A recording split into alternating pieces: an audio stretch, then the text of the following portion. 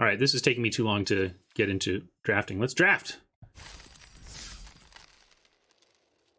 Hey, J-Watt. Glad you made it down. Thank you for checking out the stream. Hope you enjoyed the episode. I guess you enjoyed it enough to come onto the stream, so that's sweet. Yeah, let's get to draft view. Thank you, Fiddles. Krenko is pretty sweet. I love me a Krenko. And for those of you joining from LR and not regulars to this stream, this is our free-to-play account where we've only ever paid $5 to enter, and we take rare drafting pretty seriously here because we do expect to get 4x of every rare and mythic by the end of the format from this account. And therefore, every time you take a rare, even if it doesn't make your deck, it does contribute toward future gems. And where the line is on when to take rares over playables for your deck is one of the things that we discuss a lot on the stream, because it's not super clear, but there's clearly value to be had there. And we want to capture as much value as we can from this account in particular. In this case, we're happy to slam Krenko because he's sweet.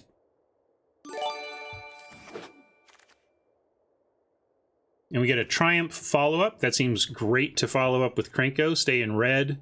I see an Enforcer here. We've been having good results when we play white. We just don't play white that often. So I think I'm playing it correctly or drafting it correctly in terms of ducking white until you get slapped in the face with it to the point where you're like, okay, we got to do this because it's so wide open and we've gotten such powerful early cards in white that this is going to be good. But here, yeah, we slam the Triumph and move on. Rager's another great red card, as is Spellgorger and Heartfire. Arlen is kind of rare level power in terms of her impact if she hits in any kind of protected board state. I like Arlen a lot. A lot. She's very tempting here, but I also don't quite think I can justify taking a green card when we have 2 red cards in the pile and 3 very interesting red options here. I think it's actually between Rager and Weird, and maybe we can wheel the Heartfire. We could absolutely do red-green, but I don't think the power level difference in Arlen is so much better than something like Spellgorger, especially with what's going on here. Like Krenko and Arlen, I mean, they would play in the same deck. Sure, of course you'd run them together, but it doesn't jump out at me. I think I want to take the Weird and be prepared for a possible red-blue and then see what... But I like taking a red card and staying open here. Yeah, Weird is so strong, right? Let's take Weird. And here's another Weird. There's also a Toll. There's a Spellkeeper, the Brother Weird, that we would like if we end up there. But this is another clear Weird. Great to have 2 Weirds, and we want to really lean into this now. And that means I kind of want to be blue if possible, if it's opened up. But you can run Weird, especially in like a black-red removal-heavy deck. Removal plus Weird is fantastic, right? You clear out their blocker and make your attacker bigger. So take the Weird and see where it sends us. Could be sending us there, but yet another Weird. Yeah, absolutely. I would love this Toll. I'd love this Honor, but this is the reward for drafting these, and we want as many rewards as we can. Triple Weird, 5 picks in, seems fine. And then a Prophet, like we're just mono red here, which is great. It could, again, we can just pivot wherever the bots tell us.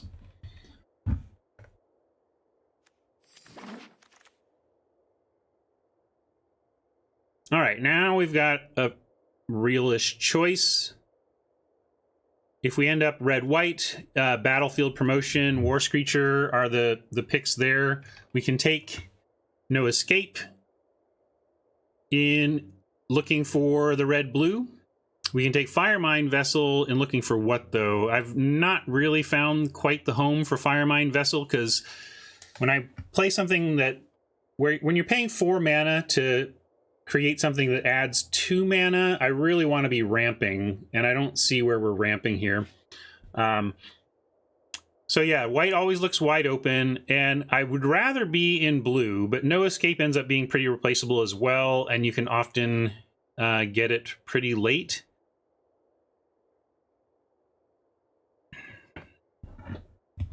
so yeah, I think we take Promotion over Screecher on the, because Promotion plus Spellgorger Weird is quite a combo. It gets way bigger and way more first strikey than they expect. I don't think we're going to be in white, but if we do, we'll take that. Hey, I thought this was the wheel. This is not a wheel. This is Heartfire. Pick 8 or Wrangler.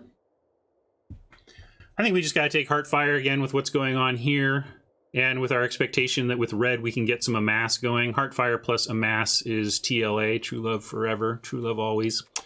So let's take Heartfire. Yeah, and Krenko also loves a battlefield promotion.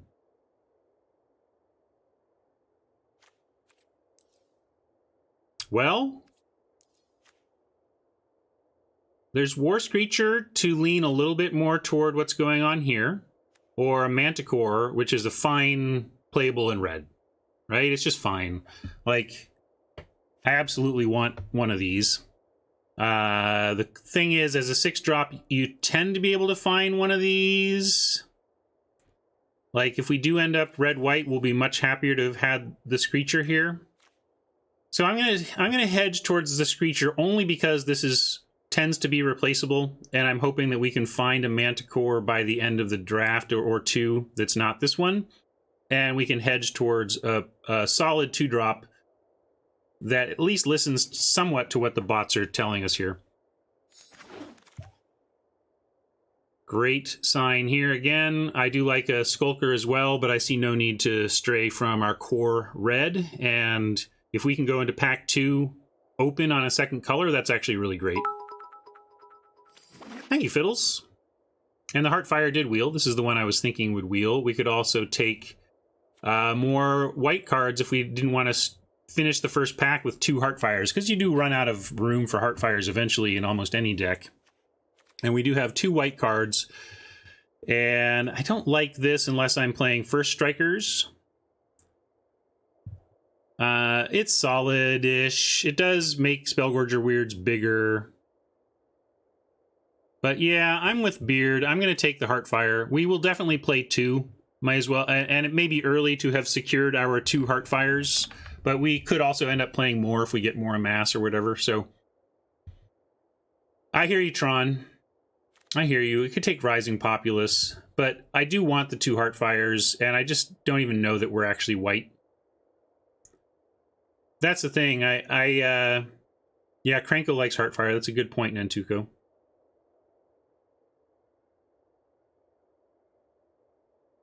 Well, I'm going to take Heartfire. I don't blame you if you went a different direction there, but I did what I did. We'll take a Charm Stray on the very long shot. Hey, nice. Also looks, this is a great sign. Great sign. And hopefully red is just open throughout. And yeah, I could have taken the statue for Karn, but I thought the onslaught of Charmed Strays is about as likely as Karn play Karn stuff. Maybe Karn's a little more likely.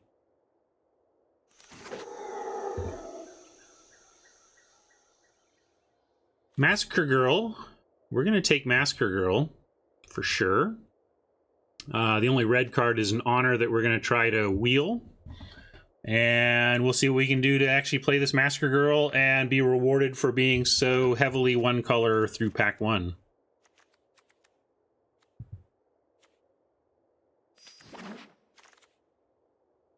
We're not committed to it. You know, we're just taking it and hoping that we find a way to play her. Here's the Bond of Passion I tried tried this weekend, and it worked okay in that deck. It was still clunky at times, but I did get to 7 wins, and I did cast it a few times. But we'll probably wheel this. We could take Toll or Avon. Avon is a pick saying we're not married to Massacre Girl. I wouldn't recommend marrying Massacre Girl. Bad things seem to happen around her. Would Apparition be a consideration? I don't think we are. I mean, Spellgorger would obviously like a regular proliferation, but I don't think Apparition plus these 2 is where I want to be over Massacre Girl plus Toll. So I'm just going to take Toll. Yeah, Krenko could make use of Apparition. I mean, I don't know. Is this, are we really being told to play red-white here? I'm not seeing it. I think Massacre Girl's too powerful. We're gonna take Toll. Hopefully we wheel one or both of these. We successfully cut red such that I think we're going to be rewarded in terms of wheeling red, so we'll just take the edge. This has not been as great as I hoped. It reads so great, but it has similar problems to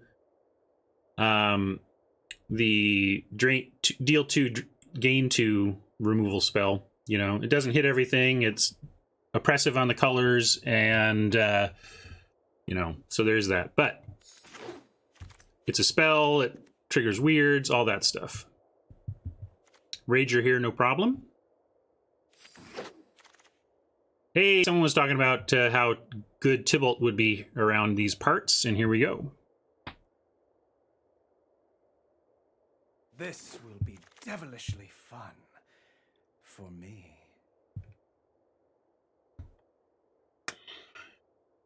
So we have Pyrohelix here, Assault Team, and the Big Giant.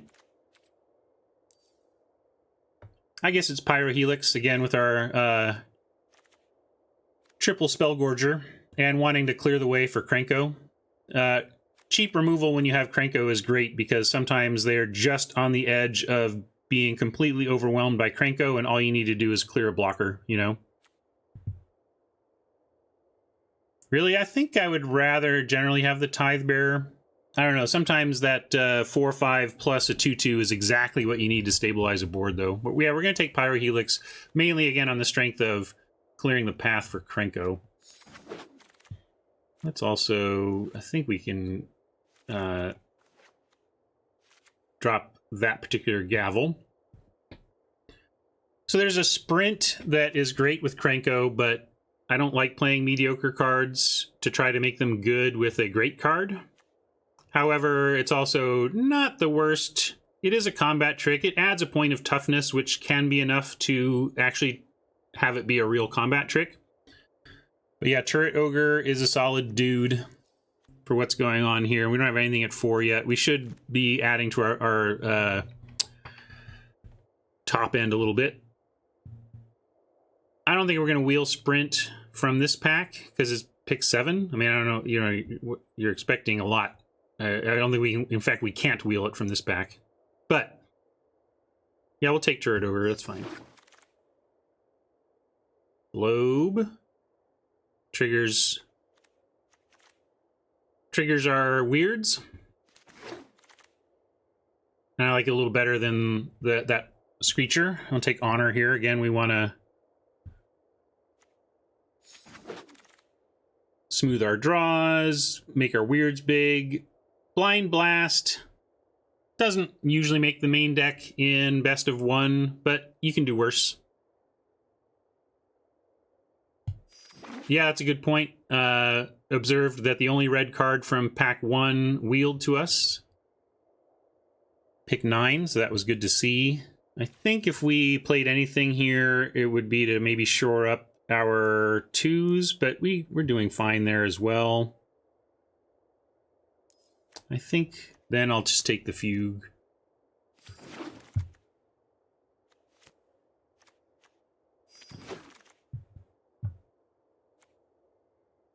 There's one that wheeled.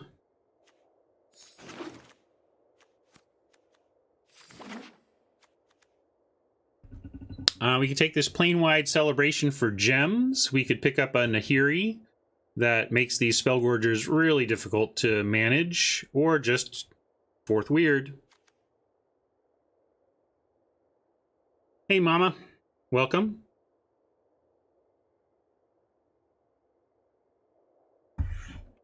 Nahiri does act as removal, and the first strike ain't nothing when it comes to her ability. Maybe we're just going to be mono red if we end up not playing any of the black. This is a tough one for me. We can forego the rare drafting, although I'm tempted because the deck is pretty good. Yeah, 4-drop is light, but who cares about the 4-drop slot being light if what you do on 4 is a couple of 2s or another 3 and a sprint? You know, you can find things to do on 4 if you're getting aggro with this.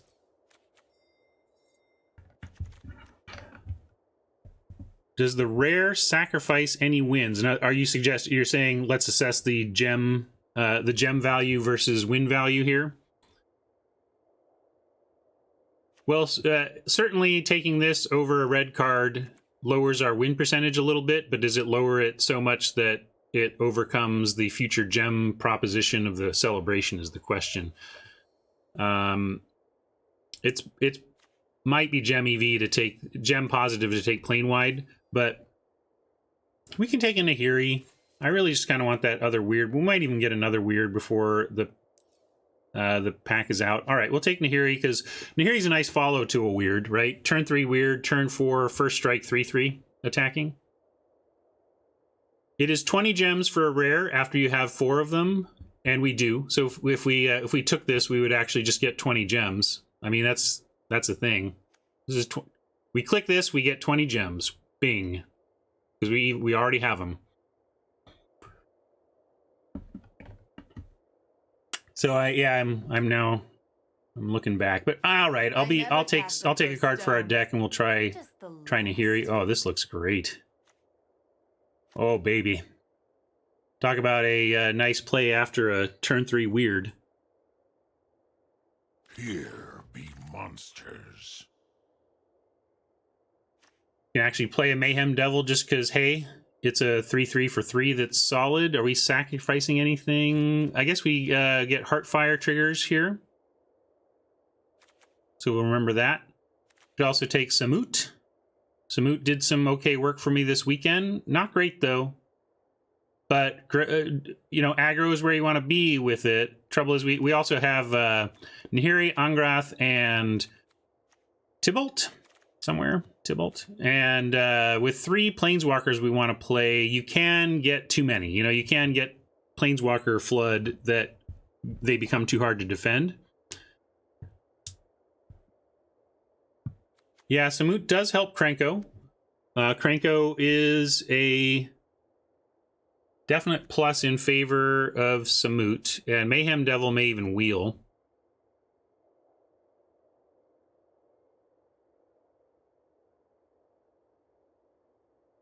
Vaporkin, hello.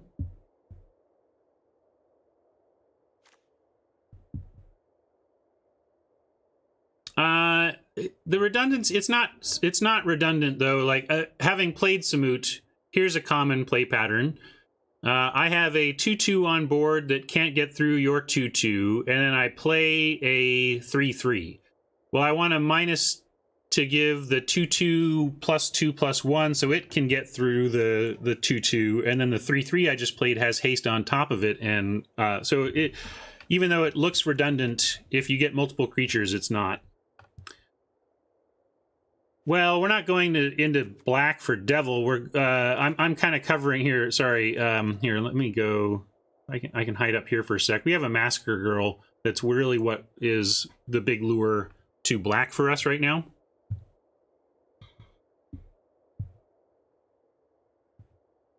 Yeah, I kind of like the Samut Krenko interaction is interesting and worth considering. Yeah, I think we can skip the Mayhem Devil just because it's a 3/3 for 3, and if it wheels, great. If not, we don't want it. So I'll take Samut. I don't know if we'll play Samut. We got a lot of Planeswalkers now. I guess we take another weird here, and maybe we can wheel one of these two.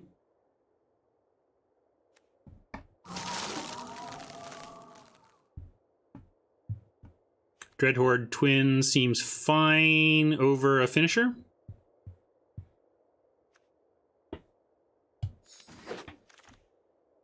Another Rager to help out at 2. I love it. Some say I never heard of ya. A rap burglar. Thank you, Funktastic. Yeah, we can take a Globe here. I don't know if we actually end up running it. Oh, we can take Aid the Fallen too. We found we have 4 planeswalkers, and that's when I start to like Aid the Fallen. Are we going to run it, though? I mean, right now we could just be actual mono red.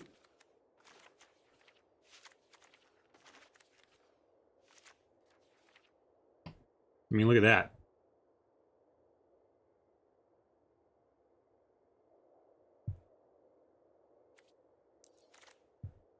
And if we're actual mono red, we might want the globe.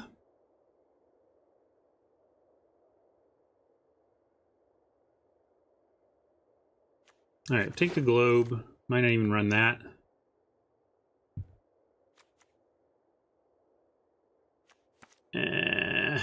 Not running Stone Blades. I'll take Vault Progress.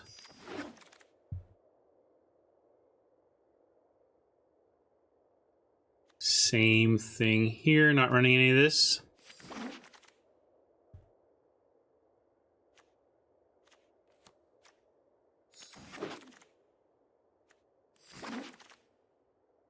Oh yeah, we're mono red.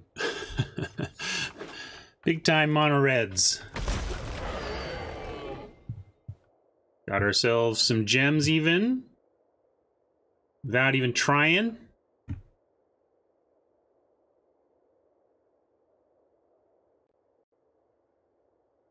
Give me one moment as I update my spreadsheet for those of you joining us from Limited Resources Appearance and checking out the stream. Here's my spreadsheet where I track all of my results and have some tables on expected value in the various events on Arena. But I want to make a note of...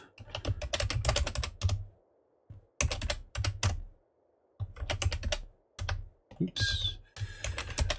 What we do know, this is going to be... This has never been mono red before in draft. No, not in a long time. There's some formats that supported it. I'm sure I was mono red in like Shadowmoor at some point.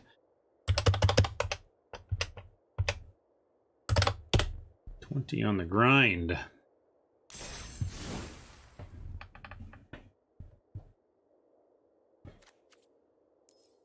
All right.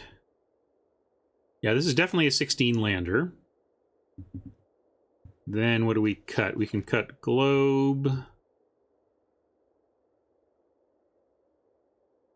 We want Grim Initiate. A little underpowered, but it is fun with sprint. We cut this Blind Blast. Let's look at our numbers here too as well. 13 and 14. Yeah, we can take a look at the spreadsheet later if there's some demand from our newer viewers today.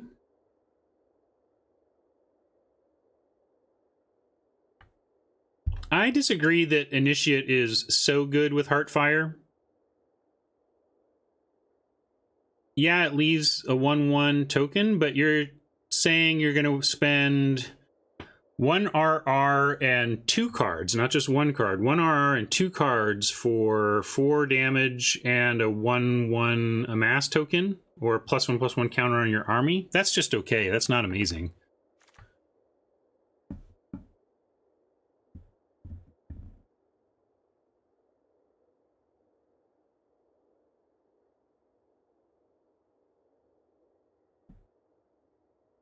Next, Roland, you're saying you want to cut an invader?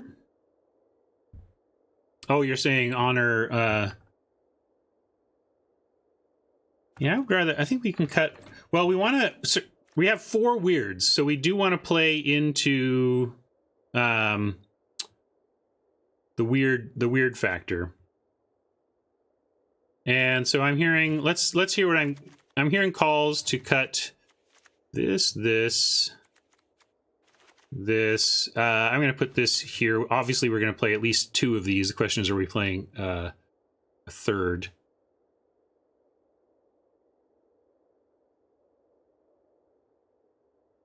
Fiddles isn't sold on Turret Ogre. I am.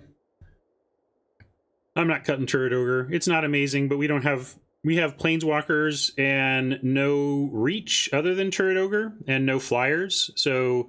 And not a lot of removal. We have 2 Heartfires and Pyrohelix and a Triumph. Like our removal, I guess Nahiri is removal as well. But I do think we want to be able to protect the air since we're running 4 Planeswalkers. Yeah, let's cut Blind Blast. And then...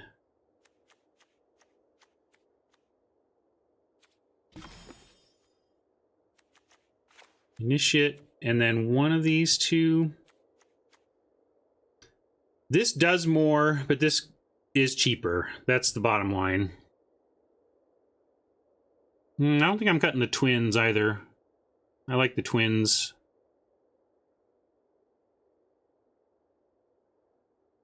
And Invader, it's all right. You'll see. We have, especially because I'm going to cut the globe and keep the 3 honors. Sloth, the globe makes sense because of triple or quadruple weird. Quadruple weird and something to do on 2. That's the bottom line. But for 1 more mana, we get so much more flexibility. Running 3 God Pharaohs, we're gonna have to remember to sandbag like our lands. Yeah, that's the thing. These get awkward when hellbent, and that's one of the reasons to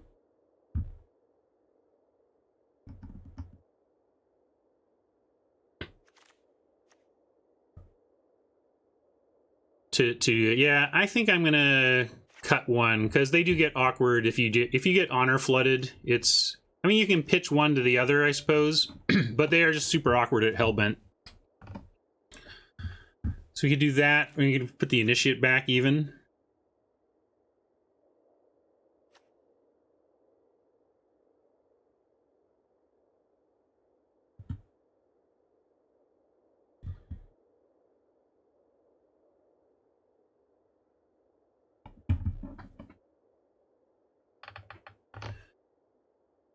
X Roland doesn't want to play the Invader at all just because there's not anything to sacrifice early. The thing is, we have we hope to be making Tybalt Devils, God Pharaoh Amass 1/1s, Krenko Goblin tokens, other things randomly making Amass tokens. If we play the Initiate, we have the Initiate. I think there's ultimately the kind of fodder you want to make Invader threatening enough to attack with. You know, yeah, I like what Calvados is saying, that Invader is above average, threatens tough blocks. Yeah, we do have a lot of 3s. That's why I did drop the honor down. But we're a 16 land deck. I want to be icicles at 2 and 3, so this is great for us to be so heavy at 3, I think. I'm gonna run with this for right now. But I don't know about this Initiate. We'll see. Hey Tron, I think I don't know, I'll look before we dive in. I like the Krenko. How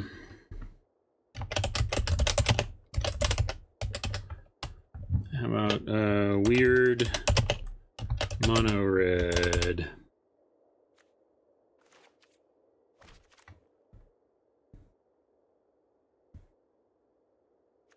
Ogre for globe. Everyone wants to dump the ogre. No, I'm not dumping the 1 reach creature we have with four planeswalkers I like.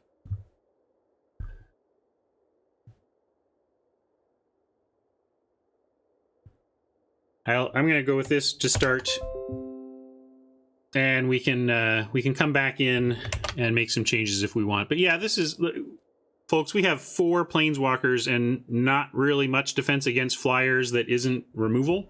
And I don't want to have to commit all of my removal spells to flyers. Turret Ogre is great for holding off flying without using your removal on it.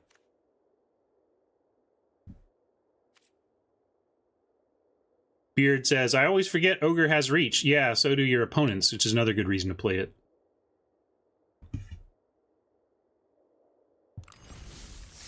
All right, let's get into the queue. I'll update Go to battlefield and update our info.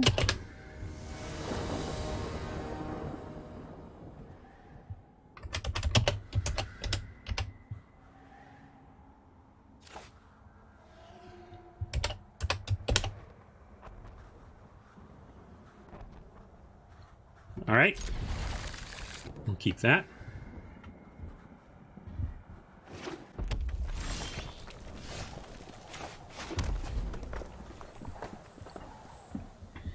Right on, Timnos. Glad you liked it. Oh yeah, thank you. I'll get rid of that. We do not have Jay with us.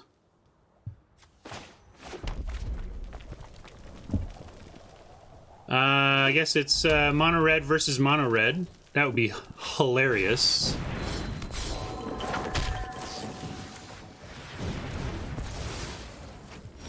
Not gonna wait around and get cute on that.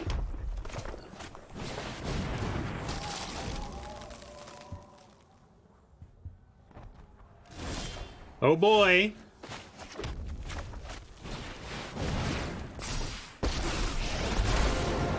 We still have a home. We strike now. Yeah, we'll keep that.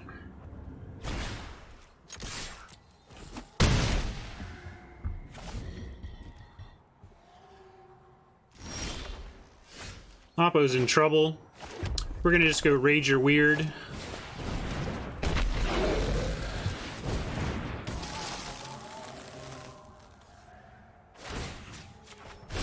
You are blind to the truth. And yeah, we'll keep that.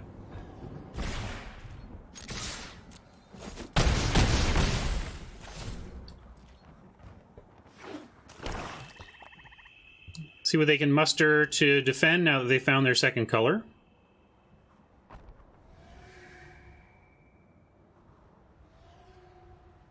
This plus this is just going to close them out, though. I don't think they can win from here. Unless there's some sweeper I'm not thinking of. Maybe that army sweeper.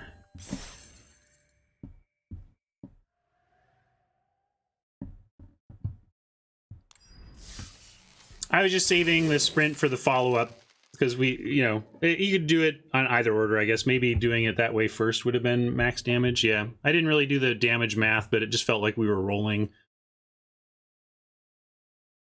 in an unstoppable kind of way against that stumble. I mean, I think that's going to be tough on an opponent with a good draw. Yeah, it was widespread. I couldn't remember if widespread brutality was double red or double black. Yeah, so they could have widespread brutality to survive, I think.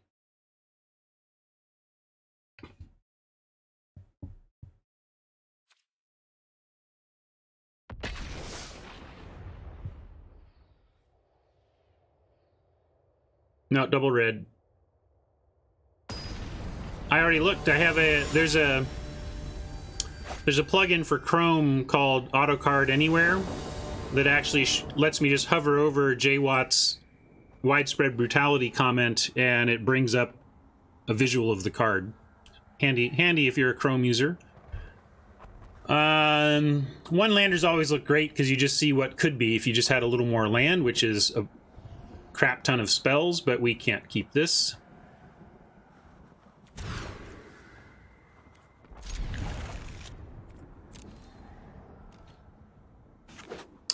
The plugin is AutoCard Anywhere.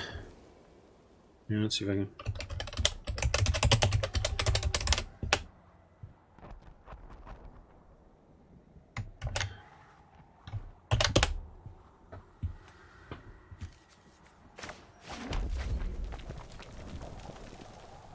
Crucially, you can turn it off on certain websites.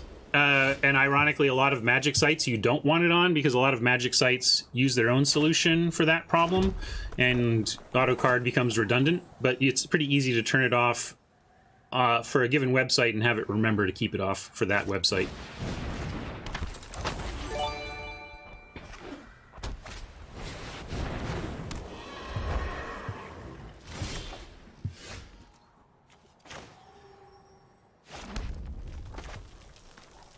Yeah, I got a nice curve going here. Probably, we'll see what, yeah, this is probably where we put a turret ogre. This is where I really don't want to not, some people suggested cutting the turret ogre, and I'm not going to do it. I want to be able to block that Pegasus. Yeah. Yeah, it might have been a free attack. You're right. I doubt they would have blocked. It's a great point. So we're going to start with the ogre, though.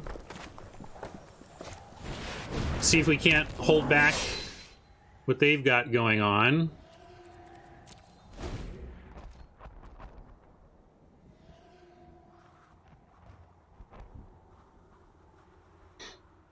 And there might have been another free block there. Ooh.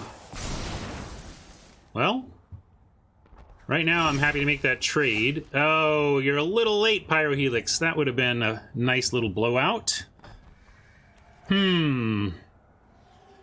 I'm worried that this is setting up a turn 5 exile turret ogre and proliferate, and if they do that, I don't know if we can win. But given that I don't know if we can win if they have that sequence, we should play like they don't, and that means expecting that turret ogre can trade with Pegasus and dropping Samut here. And Samut may be around to at least help Krenko be awesome next turn.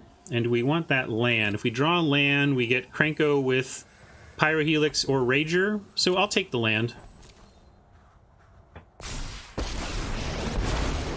True heretics will feel the bite of my blades. And I could minus Samut to like make the weird at a level that they're not going to want to block with. But I like keeping Samut at 5.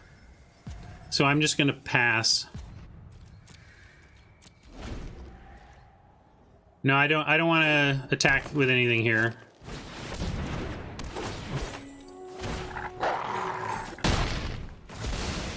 All right, that stunk, but Ogre lives, which is the main thing.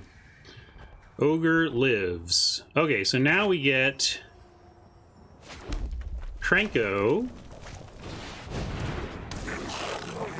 Let me make sure we want to do this. So we make Krenko 3/3, and then becomes a 4/4. Attacks, makes 4 counters, and if they double block, we can at least do some polishing off with Pyrohelix, and then we end up with 4 dudes after. So I think that's worth it. Let's do that. Surrender now, and I'll spare you.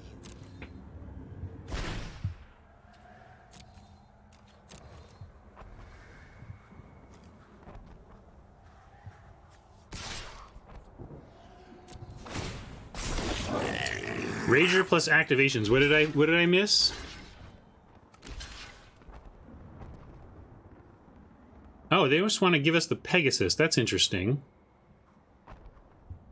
I figured they would double block with the 2 3/3s, and then we'd have to use the Pyrohelix, but I'm fine with just taking out the Pegasus here.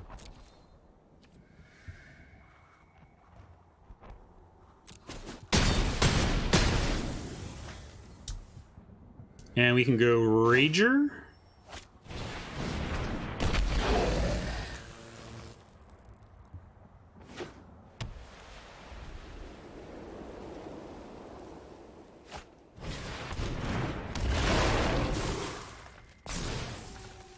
It's a big druid. All right. So we've got Samut. That allows us to, like, make the Rager pretty threatening. I guess we just start raging. Or potentially profiting. Let's see. If we go, again, we can make a 3/4 profit.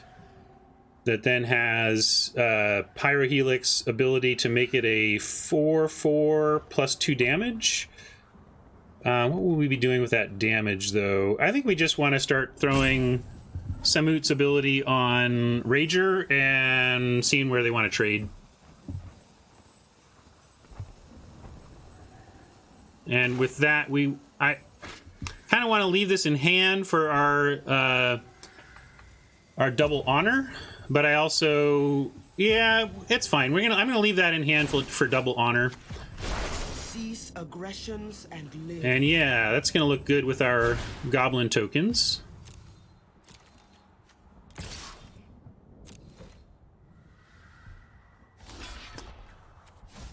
could attack with the ogre, but I want him to stay back and continue to be our reach dude.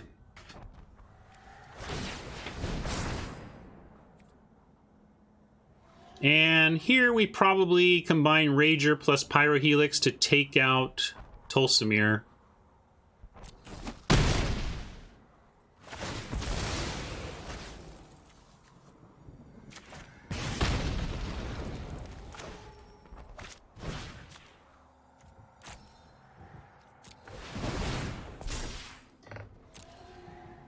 Then we draw on crop, and then I'm willing to start getting aggro with ogre.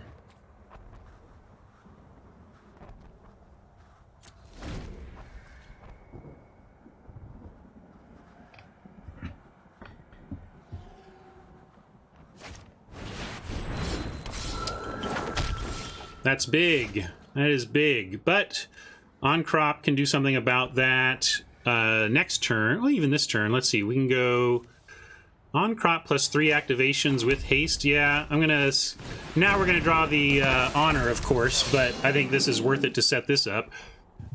We can go, I like putting plus 2 on the turret ogre, and then we have activations enough to attack with invader and ogre, and the conjurant only has trades. My blades will always strike I was true. right. I was right. Question is, do we want it? Because, like, if this is a land, we're kind of happy to have this.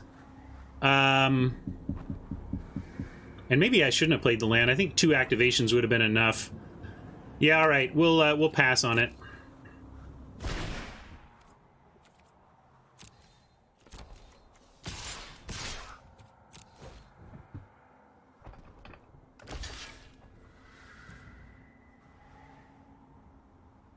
Yeah, we'll keep threatening activation on Invader.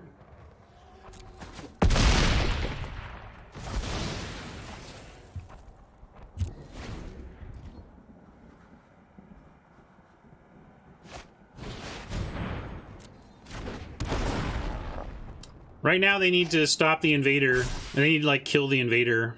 They've got no blocks on the Invader with this Goblin Horde. There's the land we would have pitched. Now we get into, do we minus Samut or not? If we minus Samut over here, we get a 3/4 that still can't, is still eaten by the Druid. Yeah, I'm gonna go for a little extra damage.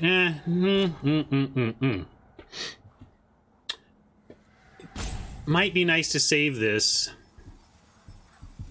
But I suppose we're on aggro. Let's just do it. I was trained. Sprint. Do we want another one of those? Yeah, I think that can let us attack with profit.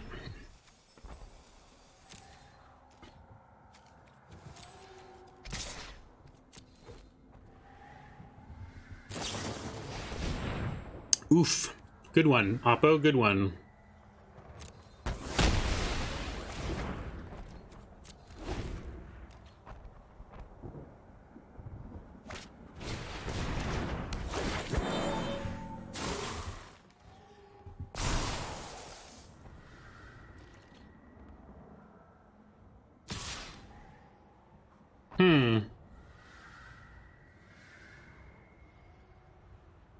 Not sure how much I care. I'm not sure I even care a token enough.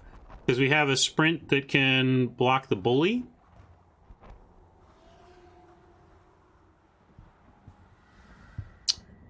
We were using it, but not really that much anymore. I'm gonna say no blocks. Thanks, Samut. You did some work. Hazaret, forgive me.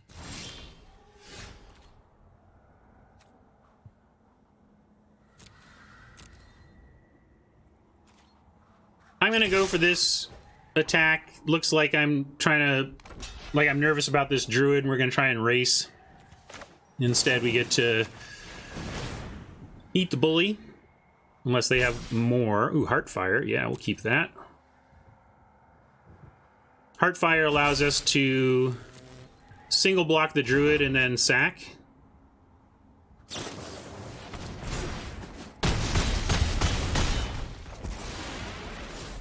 I don't really play around this much. It's not a great card. It got us there, but ouch, yeah.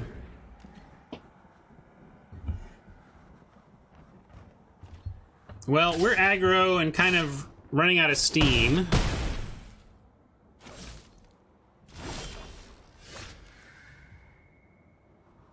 I'm gonna keep the mountain again for the other honor that's in here somewhere.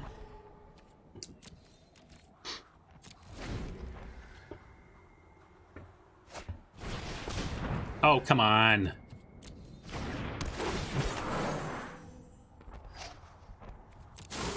Well, now what are we gonna do? How are we ever beating that Pollen Bright Druid?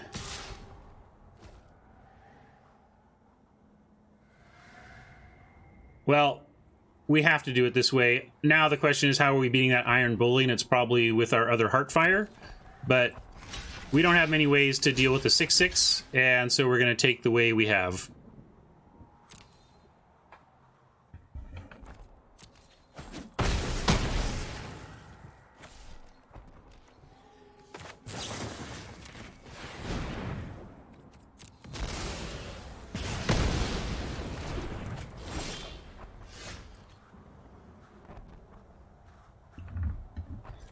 All right. That's actually not bad for us. Not this turn, of course, but I'm expecting Bully to start getting in. And here he at least takes care of the Bully.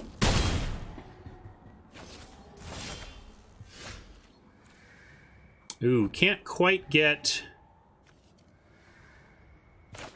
both of those. We're probably losing to Nahiri here because we're going to take out Bully and then the Pollen Brights get to attack. But then we have a presence. Rain like meteors. Burn.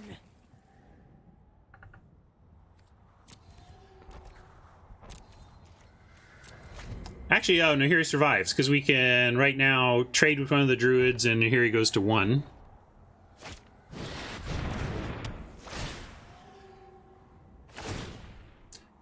Interesting they went for Nahiri.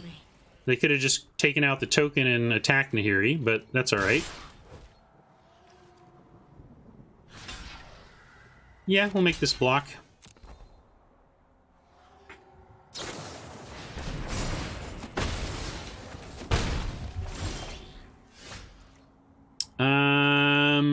We'll Dreadhorde Twins here and then honor next turn.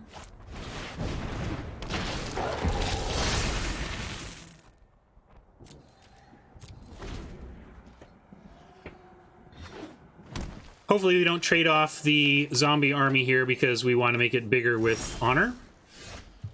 It looks like that's going to work, but we'll wait on initiate till we see what we draw off the honor.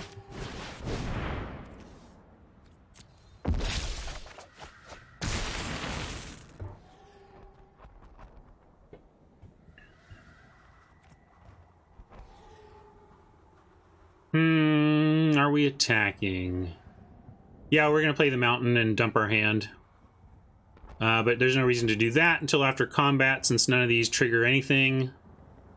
And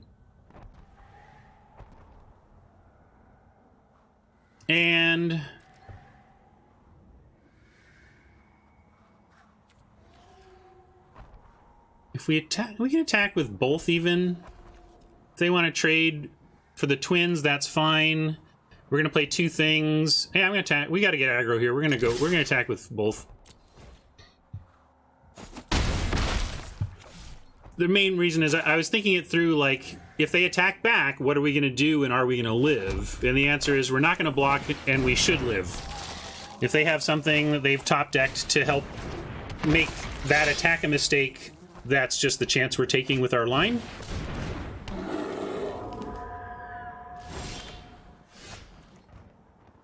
Well, that's weird.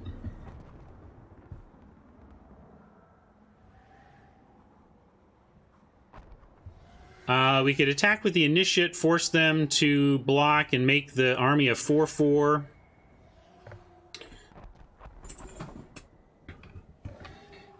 That Grizzly is pretty good for them. Gives them a chance to draw some stuff, and we can't attack into it right now with anything, but we'll go ahead and offer the army. I trade army for Grizzly, so We'll see if they want that trade. Yeah, they might just take the 1.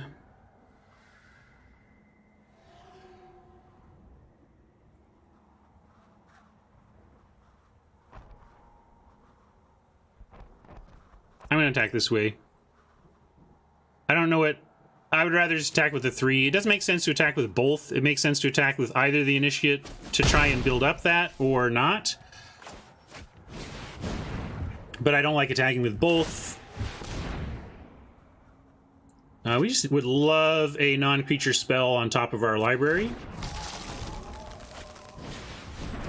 Naturally, Grizzly hits for Oppo. Never hits for me. Always hits for Oppo. Oh, first time ever that it didn't hit for Oppo.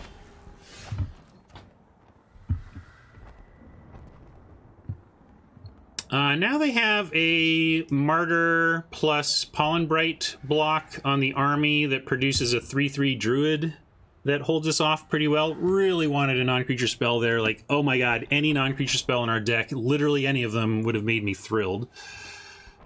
Yeah, let's see. We've got Angrath, Chandra's Triumph, Heartfire, and Tybalt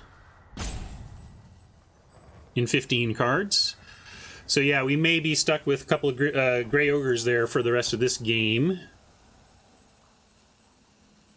Yeah, there's no reason really to play this. I think we are now in hold mode, waiting for, like, Angrath. Angrath would be amazing, so I'm not going to throw anything away here. We're going to see if we can get wider than Oppo. This double activation on Grizzly is no bueno for us, but it's at least costing him a lot. Alright, alright. Oh. Should have run 14 mountains, I guess.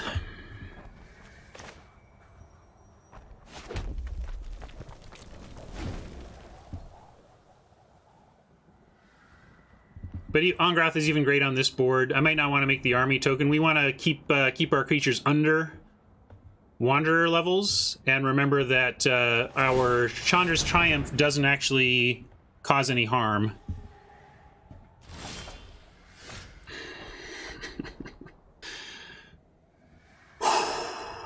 Sure. I'm the one that put those mountains in my deck. I can't deny it.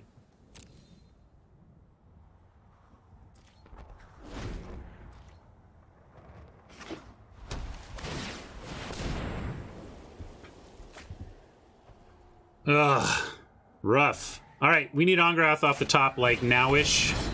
Angrath off the top. Yes! Okay. I don't even know if this is good enough, but I know it's what we needed. Please, run. A chase stokes the forge. So, we have 5 attackers. 1, 2, 3, 4, 5. They have 1, 2, 3, 4, 5 blockers with Menace. That means they can block 2 things. If they block our 2 biggest things, we get through for 3, 4, 5, 6, no matter what. If we make this a 5/5, they just have to double block it, and it's got great double blocks. So yes, we're going to go ahead and act. I was trying to figure out if we wanted to attack and then amass, but I think we just make them have to deal with this big army, and then it's probably going to die before the Wanderer can take it anyway. We can leave the Initiate back, I think, if we 5, 6, 7, 8, 9, 10, 11.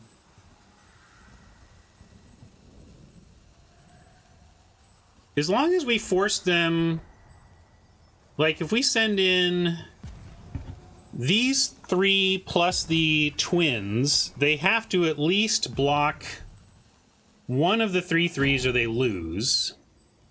So let's say they block and then they lose a 1/1, and we keep an Initiate back. They fly through the air for 4.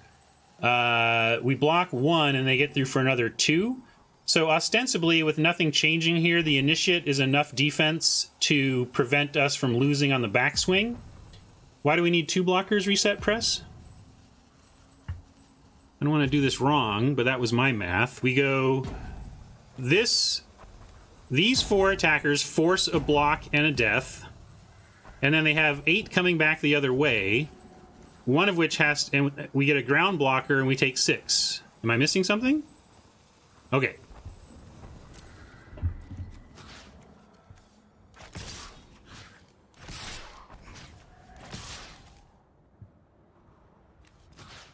Okay, so they throw the martyr in front. Okay, that's okay. So if they throw the martyr in front, then they still go, they get this to a 3, they get 5 in the air, we block the grizzly on the ground and still just take 6. It still works.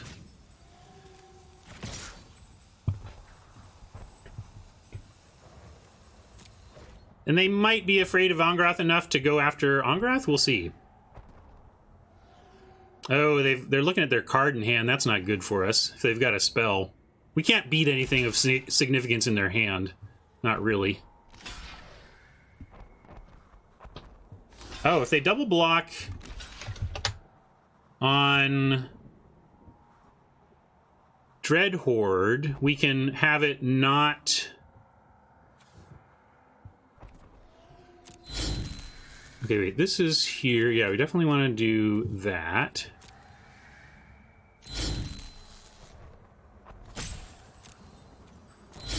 And then here, we want to do that.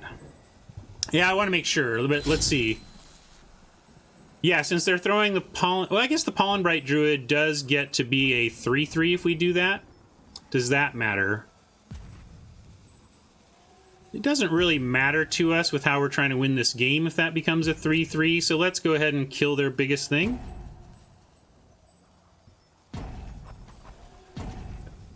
I agree that the proliferate actually doesn't matter much here, so that we can do this. And just kill the biggest thing.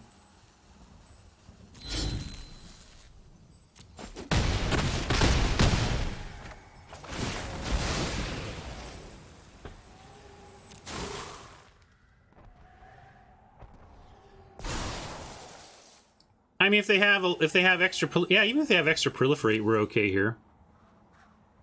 Druid instead of Grizzly? No, I guess the Grizzly maybe matters less than the Druid. But I don't think either... I don't think that choice is going to matter to the end of this game. I don't think so.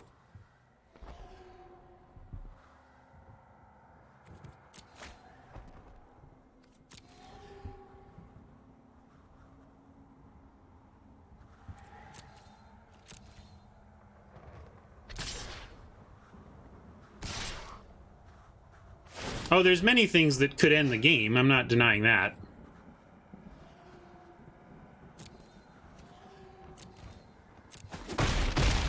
Ah, I'll have you in chains next time. Hold still.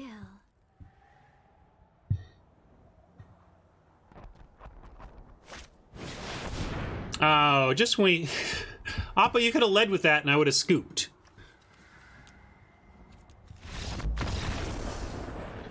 Oh, I should have... You're right. That was dumb. I scooped when we had a Heartfire out. That was really bad of me.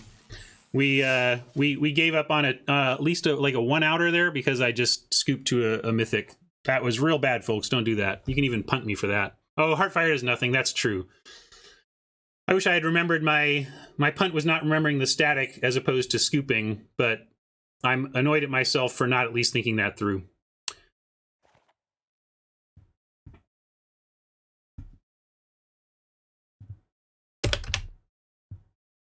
Good match, though. Well, it wasn't a punt, Dionysus. I was protected it from being a punt by the rules of Magic, but it can't possibly be a punt. There were no outs.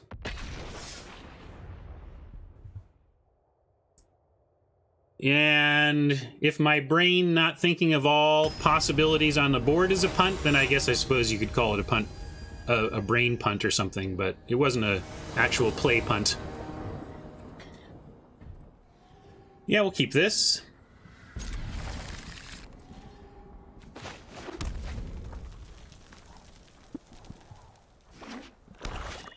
Nah, J Watt. We are at 16 lands already. I was just joking. You know, we ultimately drew a reasonable mix of our lands and spells over the course of the game. We just happened to draw a clump of mountains in that one spot. But you really don't want to let one game's mana results affect your land count. You need to ask yourself, you know, I mean, maybe your decision to run 16 or whatever is incorrect, but it can't be incorrect simply because of the results of one game. You need to review it from your understanding of why. And if the why has changed, then that's fair. All right, let's play Prophet. Well, we can tag with Rager.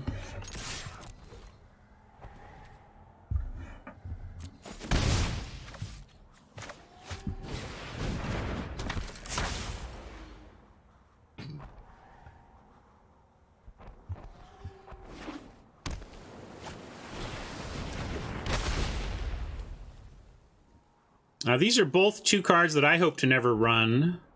So I think that gives us... my early feeling is that we are advantaged in the matchup just based on the quality of cards I'm seeing from Oppo's deck, but no slam dunks here.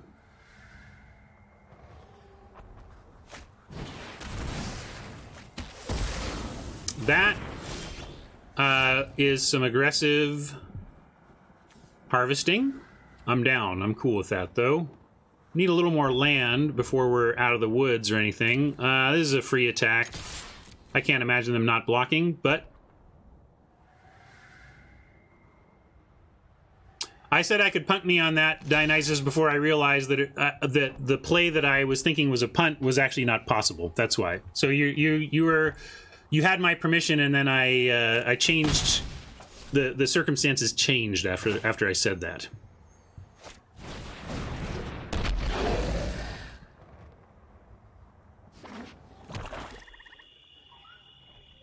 I tried like heck to punt Dionysus, but the game rules said I wasn't allowed to there.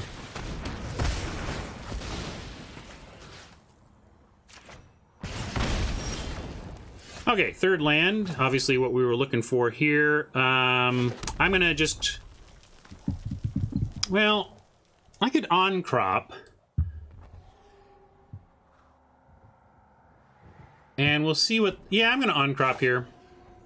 Because if we draw a land naturally, we can either go Dreadhorde Twins, or we could even honor away the honor, and with the extra land, have an amass token to threaten sacrificing to the invader.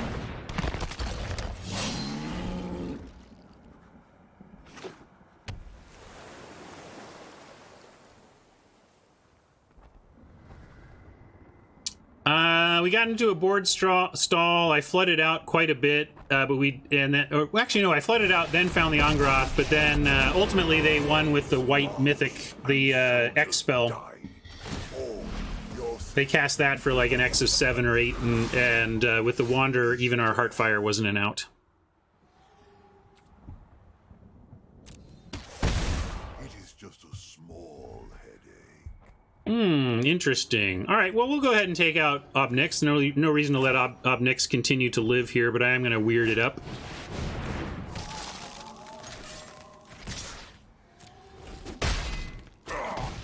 Every defeat is a lesson in tactics.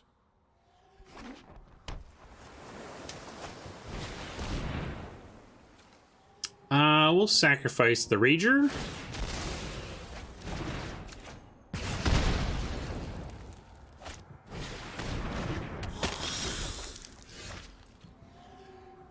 And we got the mountain I was hoping for, so we're going to go ahead and honor away the other honor. And then we get to attack with Invader as well here. Well, Invader would attack anyway. I guess I could have just gone Dreadhorde. We don't really need to threaten the activation here.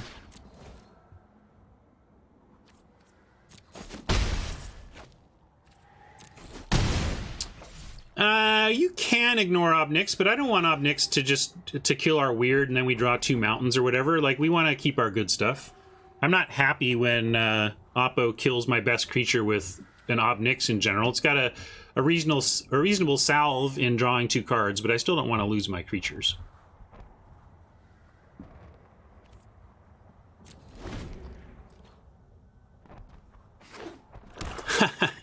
Catterberg listening to me at 2x on LR. Understandable. Maybe you can watch these VODs after the fact at 2x speed, and then it'll all seem right in the world.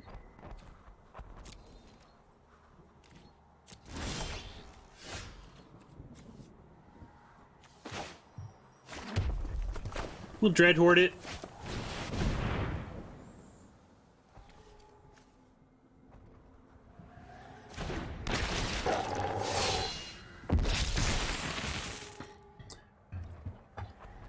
I could have honored the land away, but I didn't want to risk it. I felt like against the card quality Oppo is showing, if we just make sure we can cast our spells, we'll be fine. That was my thinking.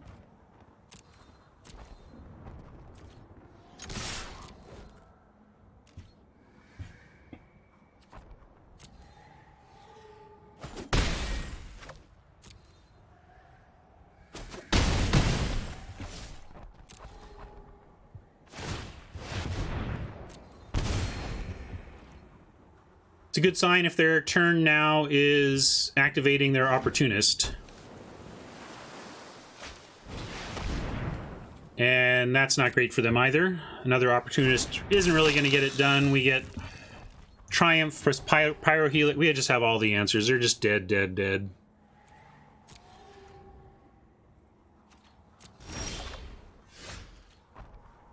Get everything first strike if we want, but let's just go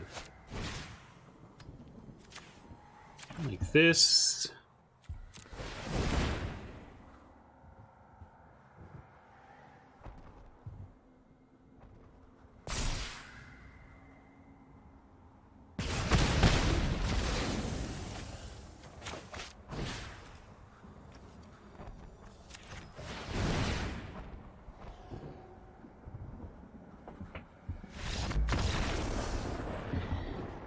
All right, that one wasn't too difficult.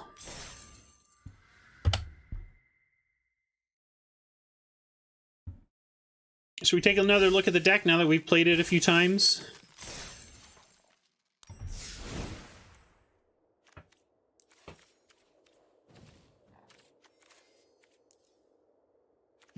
Not a lot to consider unless we want to add in the black, and we could try, bring in Massacre Girl or whatever, but I think I like the Honor at 2. Really, the question is about this Grim Initiate over like a Guild Globe or this Blind Blast.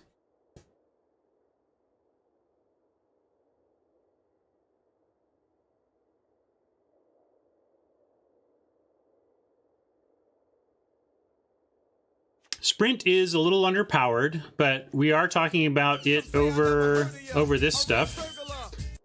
Thanks for the resub there. Appreciate that. One reason we like Sprint in the deck is because it is just nutso with Krenko. Now, I'm not about just running mediocre cards just to get them better with a great card, but it also fits into what we're doing here. All right, let's try a Globe over the Initiate. I'm in. I don't think the Initiate really holds its own here.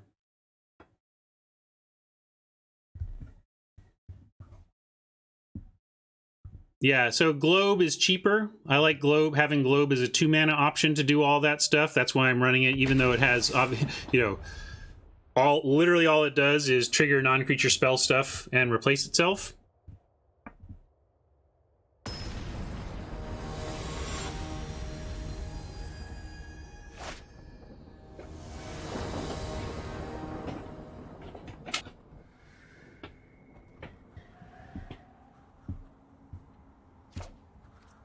Nice.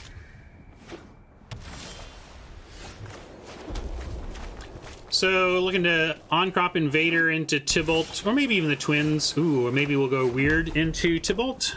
I like that a little better.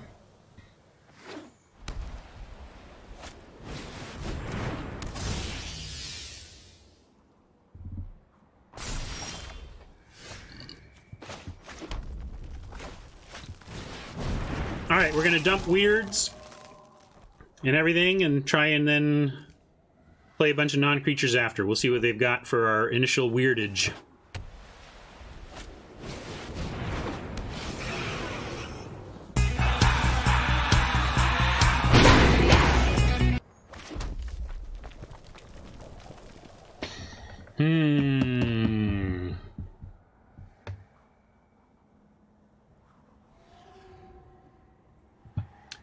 Let's go ahead with another weird.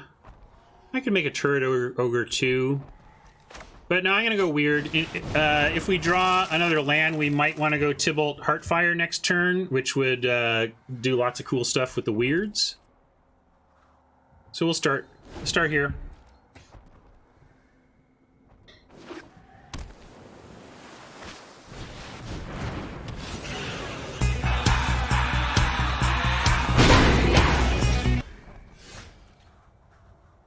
And we did find the other land. And I do kind of want that thing dead. Let's do this.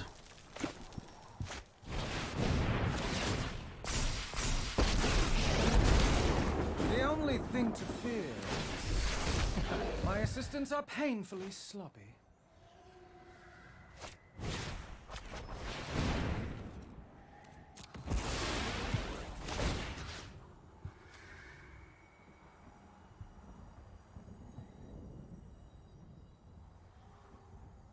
Yeah, unfortunately nothing to do with this point except throw it at face.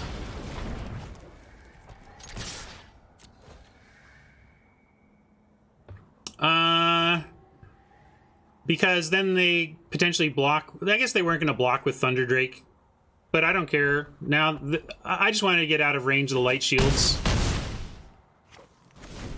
No, I don't want to sack Tybalt. Let's let them Thunder Drake into him here.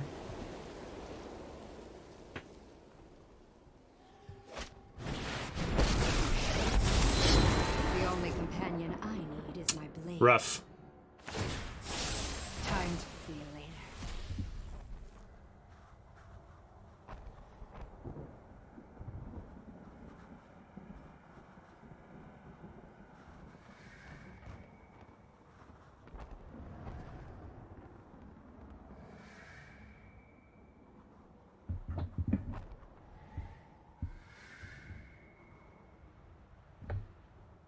Possibly, Mikey.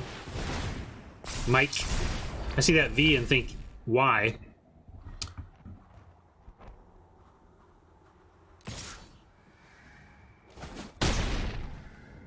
I was bored anyway.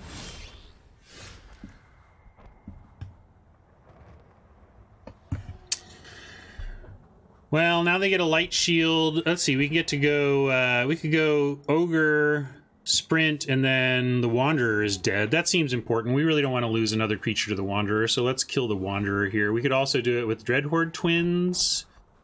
Both of them do that.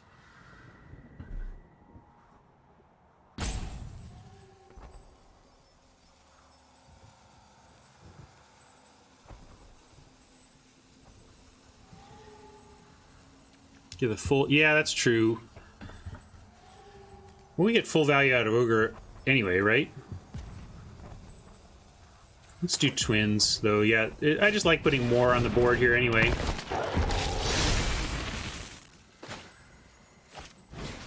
And we will... Doesn't really matter. We're here. Rager. Does Rager help us? I don't think Rager does enough. Maybe it does, because it pumps. Oh, Wanderer stops the damage from Ogre. Gotcha. Yeah, that's what you were thinking about. I didn't see that. I'm going to keep the Rager. It's got to trade with something eventually.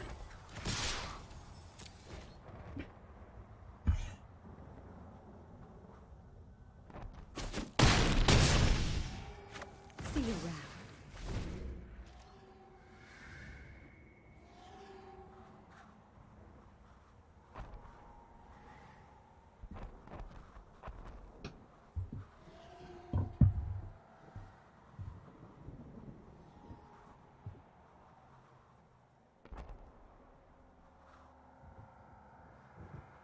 That'll be good news for us if the Drake holds back.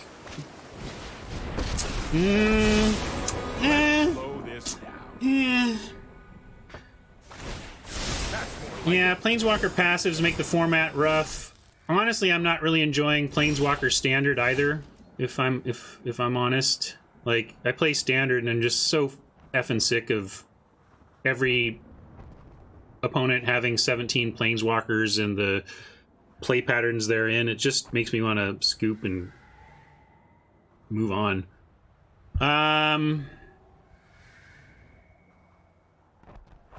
Rebuild, I guess.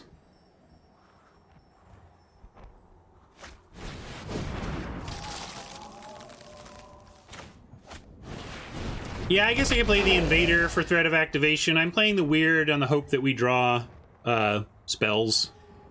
But, and also they know about it.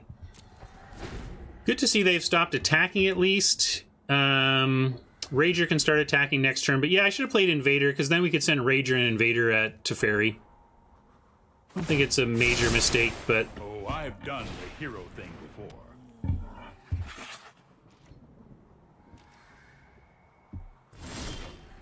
Alright, there you go. There you go.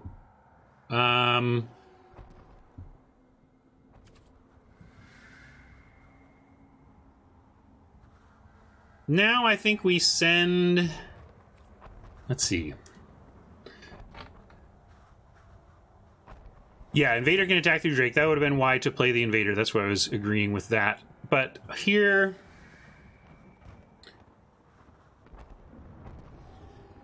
Yeah, we can sack the Rager and just take out the Drake all at once. I'm just trying to figure out if we want to do that during blockers or not. And I think we just send in with everything at Teferi and then play that after, during blockers.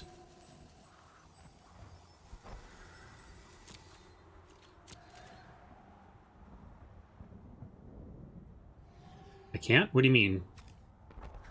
Oh, freaking passives!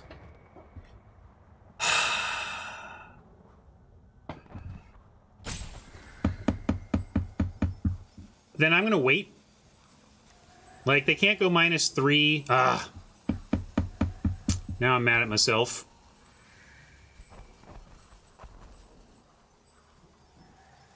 Yeah, I'm gonna say no attacks. That was bad.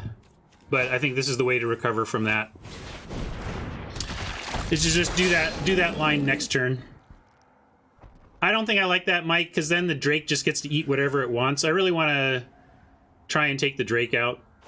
Now, if they double spell here and the Drake gets to 6, then I'm really sad. But I think I like this recovery play.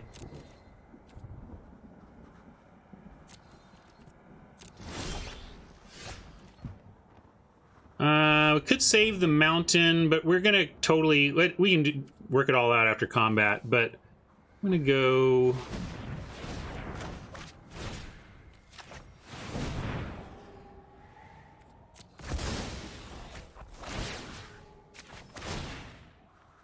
Like this, and hope they don't have anything. No!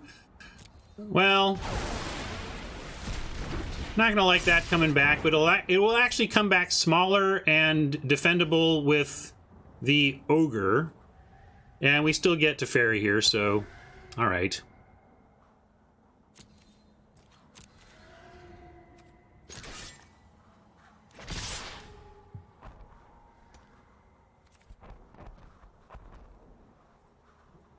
Yeah, just send it all.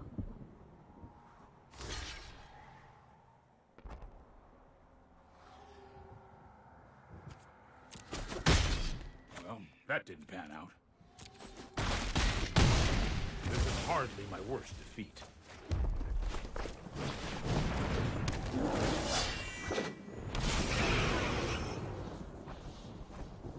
All right, we just gotta hope that Drake doesn't get any bigger.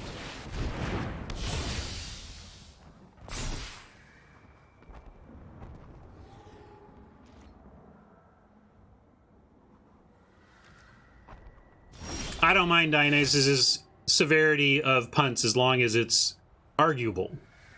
I'll argue against, no, I literally could not have punted. It was not, you know, that then I'll push back. But Dionysus can be as harsh as he wants, as long as there's a clear mistake to call out. Let's not make any more. Let's see. I guess the Invader is a good Trouble is with the invader is that I would just start blocking with light shields and make me use the sacrifice to take out light shields. Thing is, I probably am willing to do that at least for once. I mean, the invader and ogre can attack. Yes, the ogre can attack because we don't care if they trade there. I just think they start blocking the invader with light shields, but let's see if they want to do that. They can put 2 light shields on the invader and force us to sack the 2/2 army token, and we get away with that once. So we'll see if...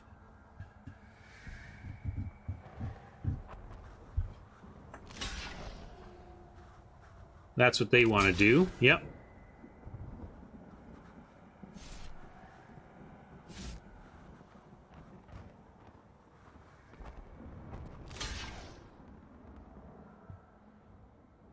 I like their non-block of the ogre. If I were Oppo, I would be looking to double up the spells for that Thunder Drake, and then you get super stable.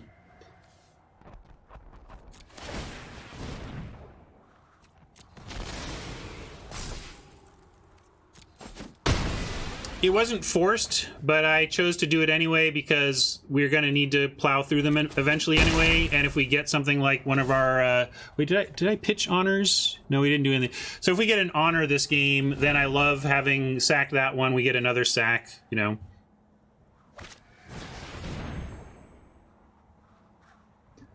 Tron, the primary thing they're trying to match by is record.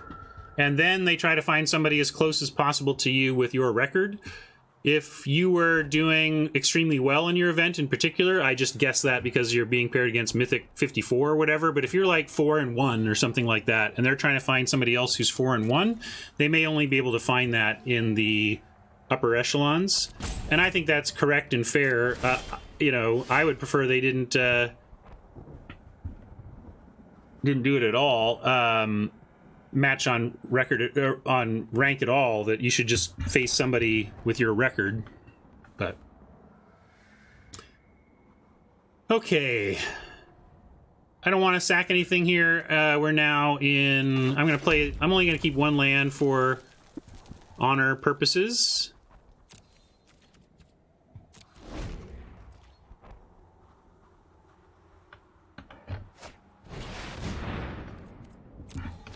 Well.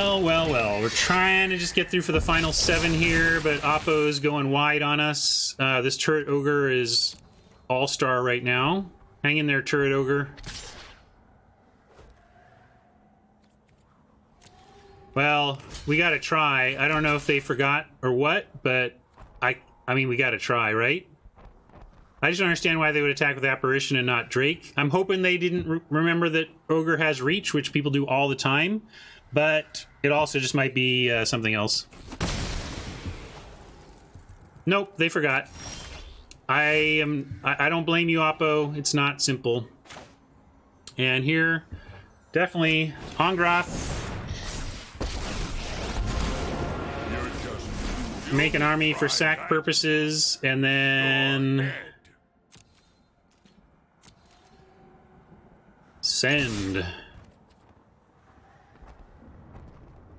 Yeah, I'm barely looking here. This is how we gotta win. We're not gonna let them go wider in the air or anything. We just gotta hope that Angrath on this turn alone is enough of a push for us to get there.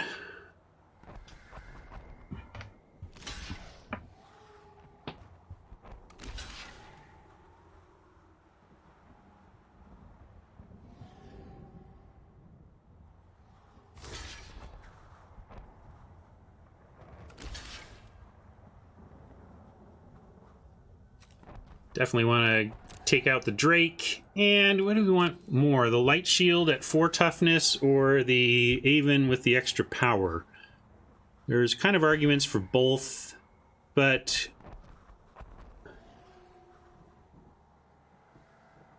yeah, we got to kill the Flyer because they can also threaten Angrath with that, so that's a good point.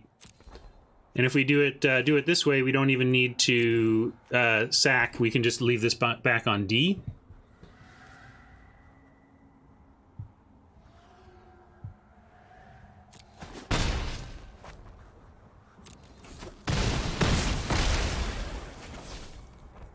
No, that's a good point. We could have gone for lethal, but I don't know what they've got up here. I don't think I would have gone for it.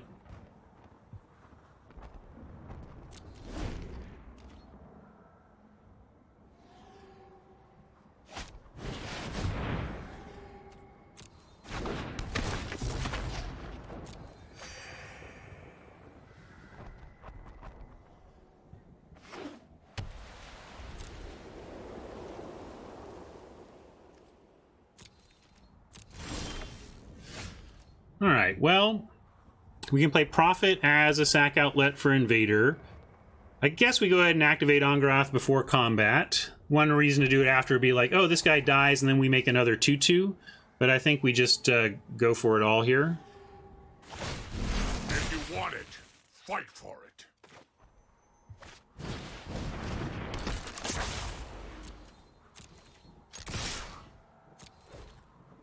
Should be good. Because we have 3 4/4s, they're at 8, and they can only block one of them. All right.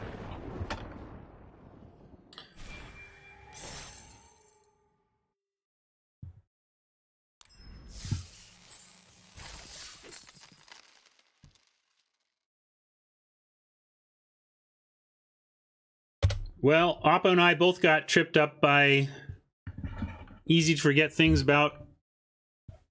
about things in this format. But we got there.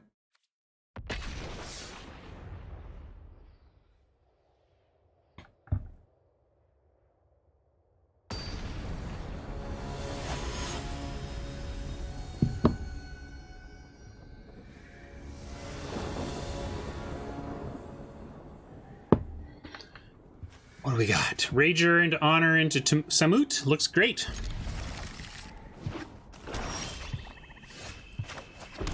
Yeah, limited aggro is almost a myth. We are more aggro than average, but we're all just shades of mid-range.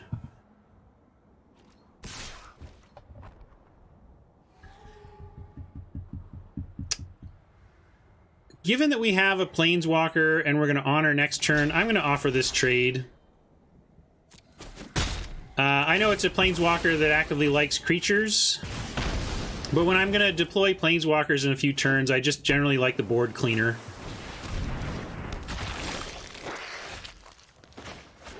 I was going to play Honor, but we'll of course switch to Spellgorger.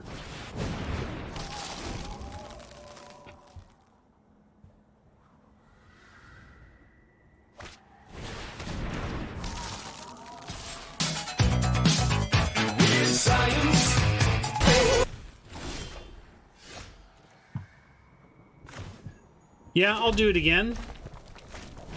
We got 2 spells in hand, and might as well put a bunch of weirds out and try to get them big.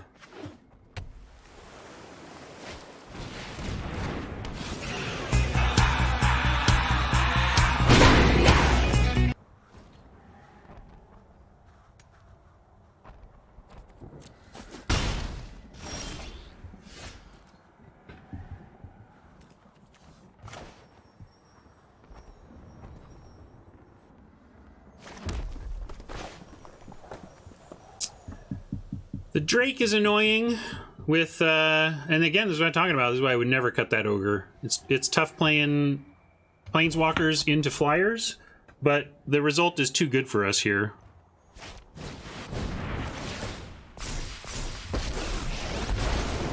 Omniscient, you are not worthy.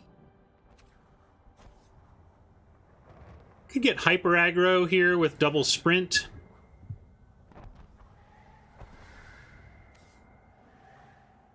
I'm going to get a little bit aggro. My tolerance for cruelty died in the trials.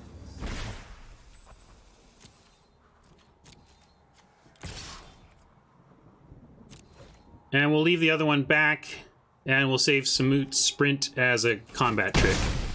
I might use it as haste. We'll see.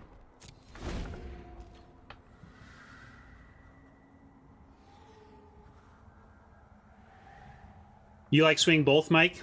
I don't know.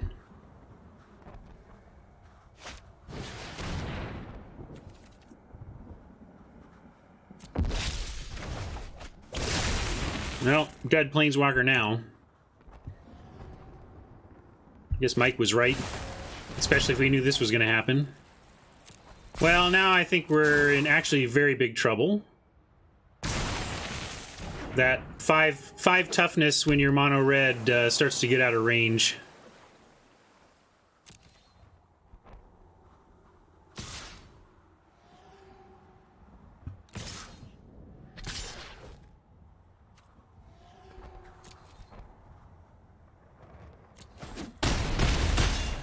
I have witnessed enough destruction already.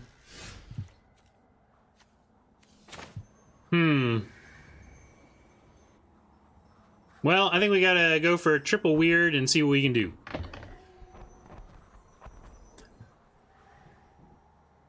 I could go...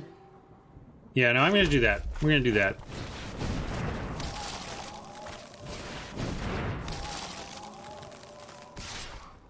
And we'll leave this... We're actually on defense here. 3/3 weird blocks the Reaper.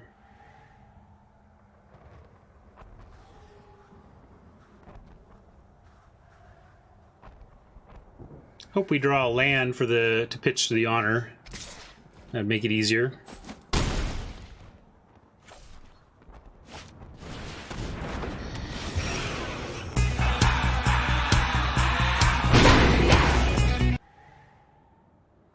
We did not. Does that change anything? We can go on-crop invader, Samut sprint the invader. We make a 4/4, 2 3/3s, and a 4/3 first striker. That's not bad. Then we could save the honor for next time.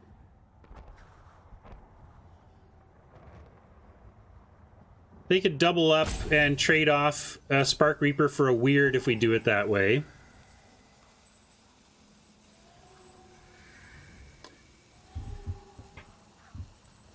Honor the sprint, you think? I like honor here. I think we should honor. I just don't know if it's this or this. Probably actually the invader. Sprint. Sprint is good here.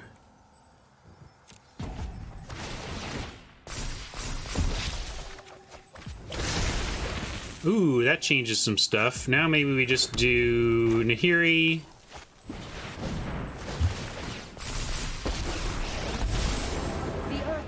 And get this while we can.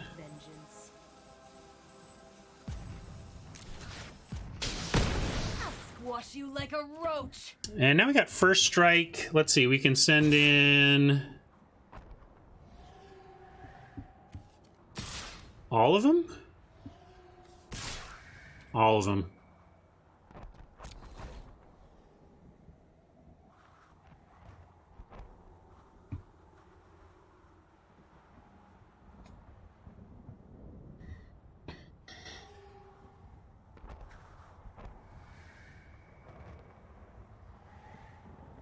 Next turn we draw Krenko and win. How about that?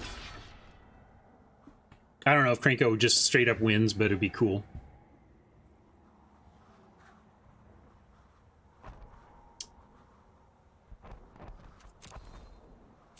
Yep, that's the order.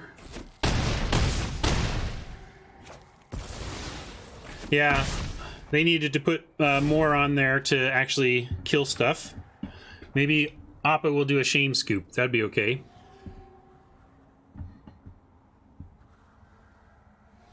Yeah, Dionysus, I'm sure we've got some folks here who are here because they heard LR over the weekend and thought they'd check out the stream. For those of you here for that, thanks. Glad you liked the episode enough to come check us out today. A reckoning will come one day. All right, this is we're gonna leave the 1/1 back for emergency blocks. We're gonna erase everything else, and the sprint is a good one here that should help us win combat against the behemoth.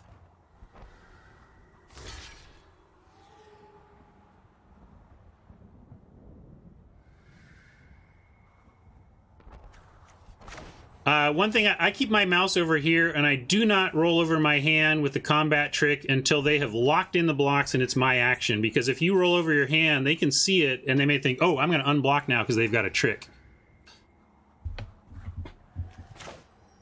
Oh yeah, just GG, right? Wait. Yeah, just GG. Never mind. Let's go for the win.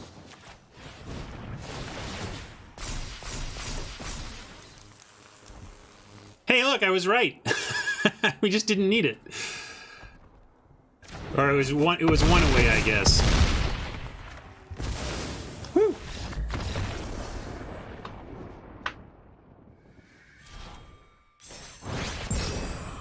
Almost did my board control mistakes there. Controlling the board instead of just winning the game.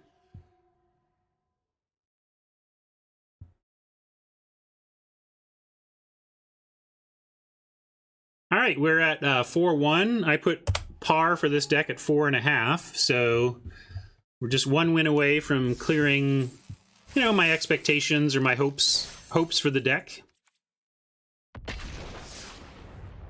And if we were to lose 2 times in a row here, still a pretty good showing. We're above 500.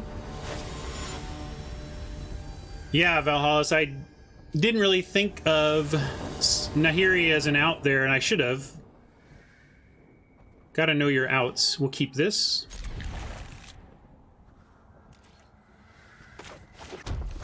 We're gonna start on profit so that if we need to triumph on 2 or whatever, we can, or, you know, triumph on. We can look for land. Also, you generally want to start with your with your creatures that don't need mana over the ones that do, since your mana is going to be tied up in the early game.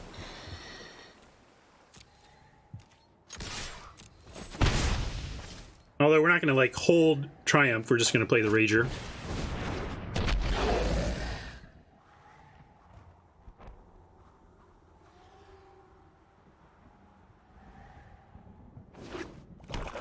Toll! And feel it. You just feel a toll sometimes.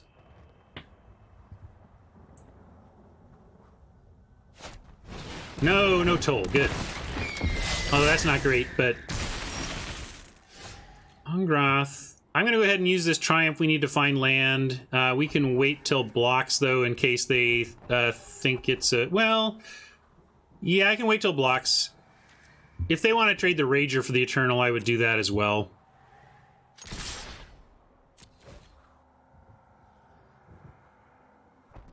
Not a bogey. But minus 1 under par, or, if par is 3 and you get 4, they call that +1 though. -1 is actually good in golf. So if you're +1 strokes, you have a bogey, and +2 strokes is an eagle. Or is a double bogey, and -1 is a birdie, and -2 is an eagle. In golf. Okay, so they're going to take that. Do we just want that? Is that just okay? Yeah, I'm going to just let that trade happen.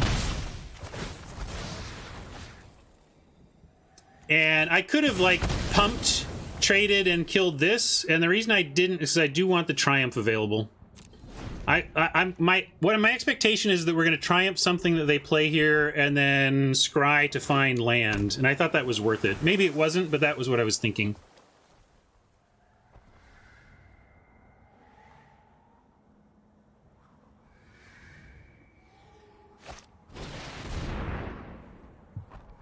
Unfortunately, it's too big for that. So, it didn't work out.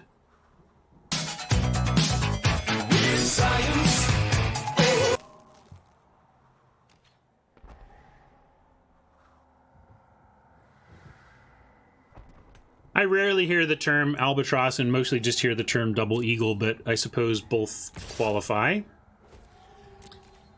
If we don't draw a land, we'll attack in with the profit and go ahead and triumph the weird. If they block.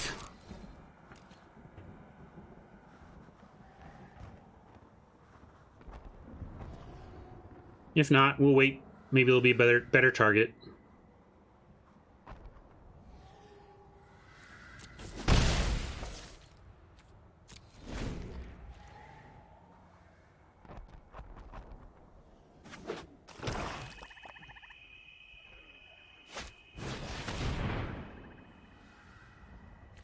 -4 is not realistic. I don't think that's ever been accomplished on at a professional level. That would mean getting a hole-in-one on a par 5, which isn't particularly possible.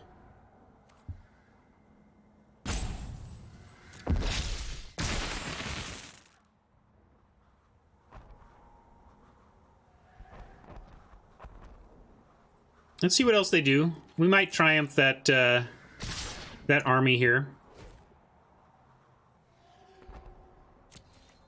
Thing is, I don't think any golfer can hole-in-one from a par 4.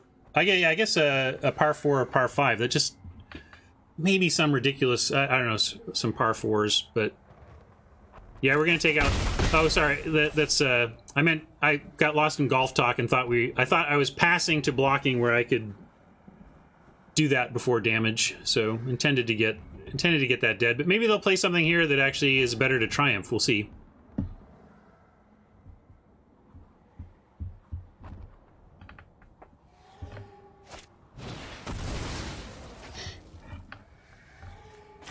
Let's do this now before we lose the scry. All right, there's our land. That's good.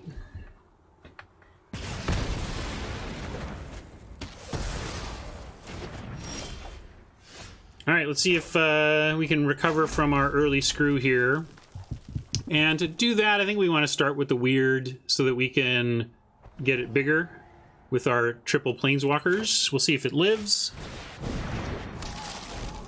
Spellkeeper Weird is going to get back, you know, this Spark Harvest at some point, though, so we got to keep that in mind.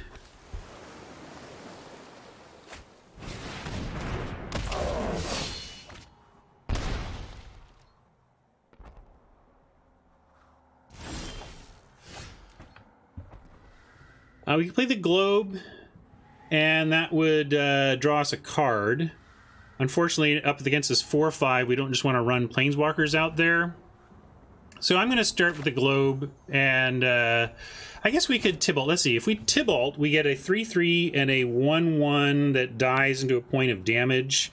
So we could technically take out an attacking giant by blocking with everything, but then we lose. Well, then they could just not kill the 1/1, and then we wouldn't even get it done. So I don't like that. So then the question is On-Crop Invader or Guild Globe. And we don't need to block the giant. Like, I don't think it's... Like, we don't have to worry about an attacking giant, our life total next turn. Those of you on Tibalt, what's your game plan from there? We play Tibalt. Tithebreaker Giant attacks Tibalt. We have no good blocks other than to chump. And then what? Yeah, I'm with GRS. We got to play the Globe and get lands to get back in this.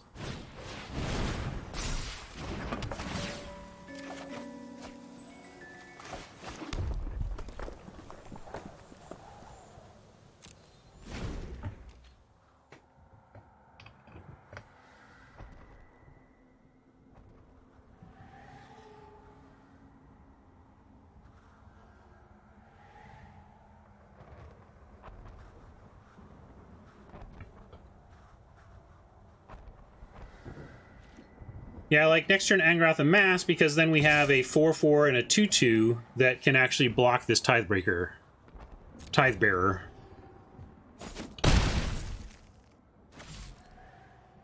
Maybe we'll draw Sprint, and then Tibalt is justifiable. Ugh. Brutal. I guess now we need to do Turret Ogre.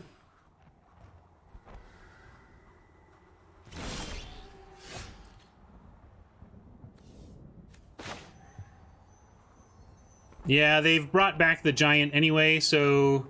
Although we do this, I bet they take back the Spark Harvest.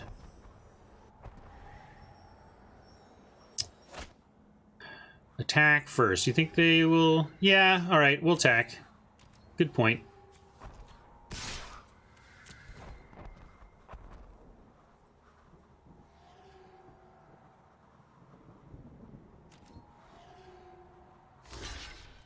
Oh, man. Gosh, I wish we could punish that block. I guess we can't really punish it, though, because even no matter what we do, they could get the Spark Harvest back. So now, Ogre... No, it's not Soul Read, it's that their consequence for blocking is almost nil. Like, what do we do? What's the worst case? The worst case is we go, ha! And they go, yeah, okay, get Spark Harvest back. Like, that is just such a great floor for them that they can make that block pretty easily.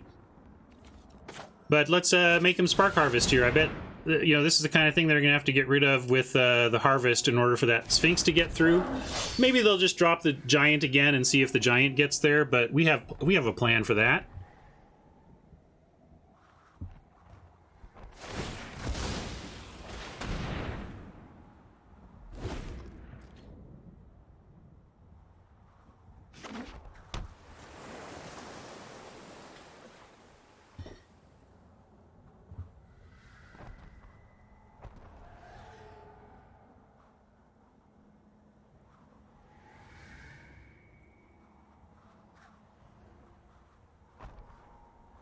This is why I was a little nervous about picking the 4th Planeswalker. I even mentioned it at the time, that this format does produce Planeswalker Flood at the absolute worst times, right? Like, if we can't protect our Planeswalkers, they become these one-use spells that gain you a little life, but are just not that impressive. Now we're at 8, and our outs to the Sphinx include our 2 Heartfires, and Nahiri.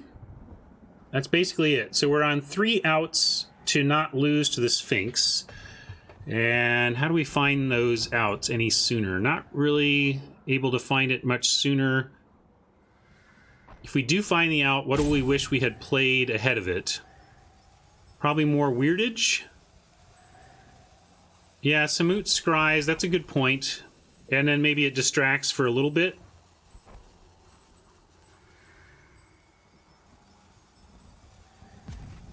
Well, no need to... The globe has already given us what it's going to do. The globe is just going to sit there forever now unless we have it to sack for something.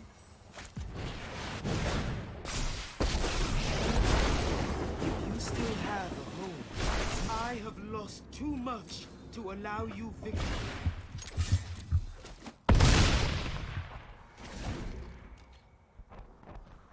It's pretty dangerous for them not to divert an attack to Samut here. So hopefully Samut scries us 1 and gains us 4.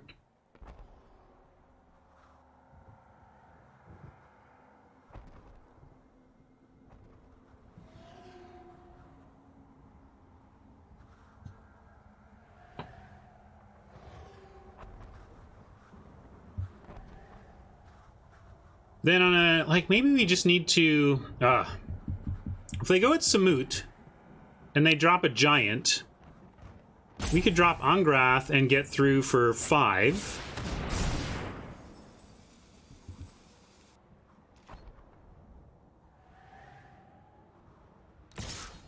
Ooh, they're ignoring Samut. They must have something else good here. No way they just do that play with nothing back on D. But it probably gives us some outs. Alright, that's pretty strong.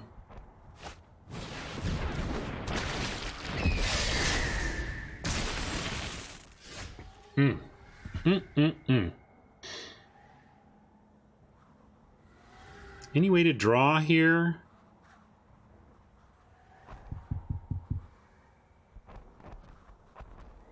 We don't have any way to draw cards, so I think we're done for, unfortunately.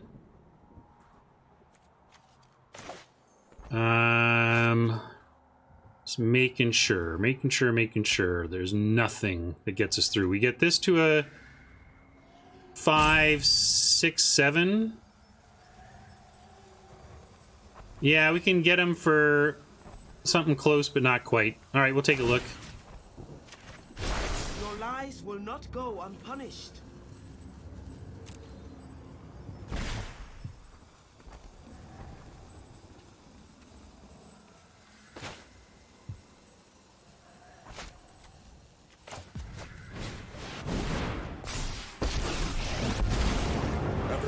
Close. Close, but we didn't quite get there.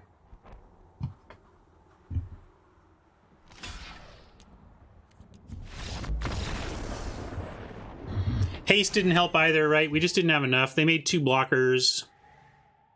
I didn't see anything we could do haste-wise. We could have played 2 attackers, but that didn't do anything either.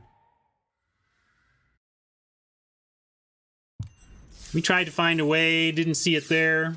All right, well, how appropriate. I set par at 4.5, and here we are battling for 5 wins. So I guess I set a good line.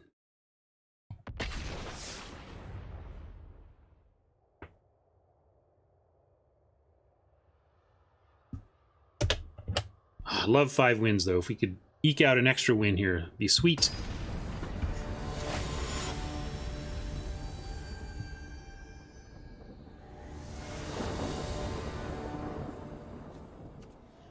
Great curve out. This is about the order we want to do it in.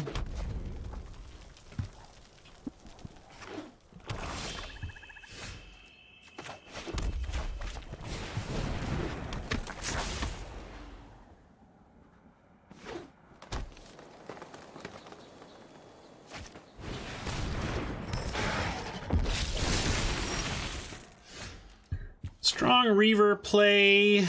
I guess we could attack and then maybe consider... Here's the thing. We could attack, but then what? Maybe they block with the Reaver, but then do we spend the turn Pyrohelixing away those other 2 when we've got Weird on the horizon? No. So I'm just going to play Weird and pass.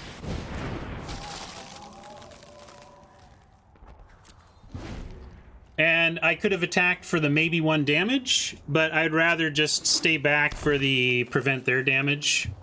Maybe the 1 damage is better. Yeah, that's obviously suspect.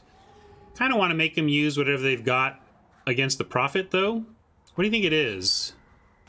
Black, green, green. Could be +2, +0, and indestructible. It could be giant growth. Yeah, it could be finisher. I think the chance of finisher is strong enough that we just pass. I like it. It's not irrelevant. I mean, I don't know. I just like to figure out what they're up to. Sometimes people are silly, but I think that was a... I think we're playing around finisher now, and obviously Toll is amazing. I hate Toll when played against me. I think they'll get rid of one of the 2 planeswalkers. We'll see which one. Oh, really? Don't care about your stupid planeswalker, huh? Just gonna count on me not drawing land. Well, good play so far. Now I will attack. We know they've got... There's nothing they can do.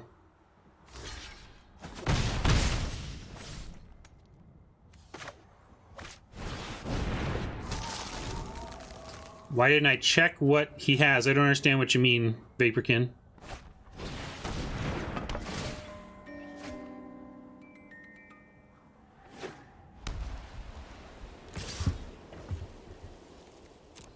Alright, need a land here. Come on. Not quite a land, but we get to Triumph if we want.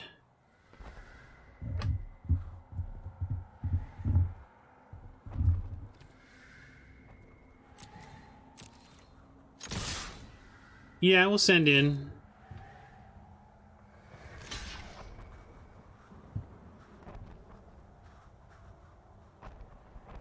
This is why I did it this way, because now that with this block we can try for the 2/2 army and still get the Reaver. Need to go find land. Sorry, Weird.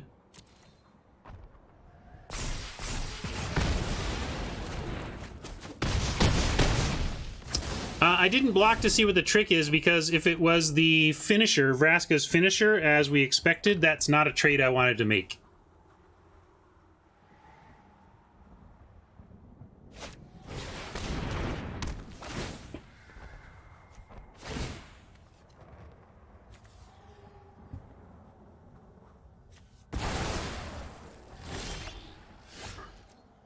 Well, we bottomed 1 Weird, only to find our 4th.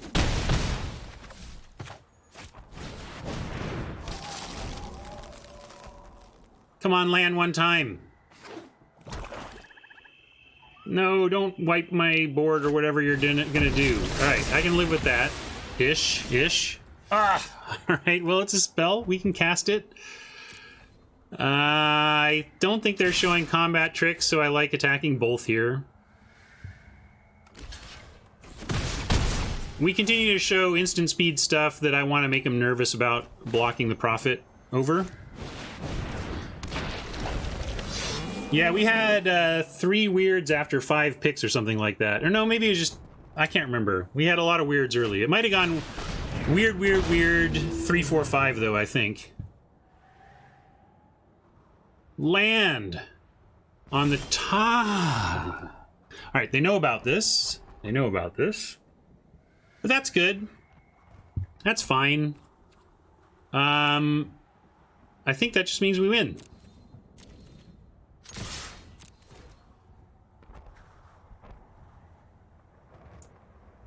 We have to accept some... We have to accept... Well, I guess we don't. We can... Heartfire... Okay, they realize they're done. Alright. This is like a half-bird. Half-bird Dionysus. But, alright, we got to 5 wins. Great. Really lovely threshold to pass in victories around here.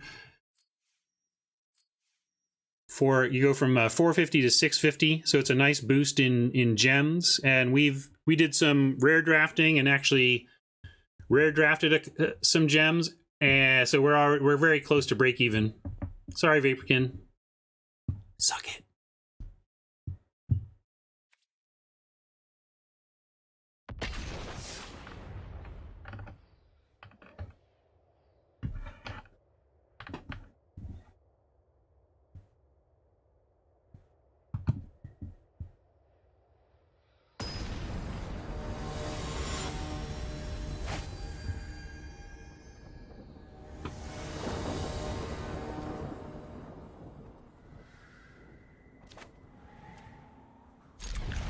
Keepable. Hopefully the profits into the globe help us find what we really love about the deck. And we're facing a Grazer on a mulligan, so pressure's on to take this one down.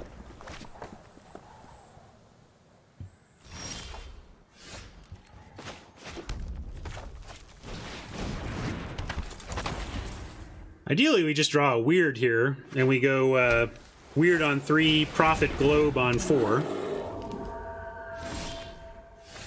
No luck. We'll go ahead and make another profit before we globe.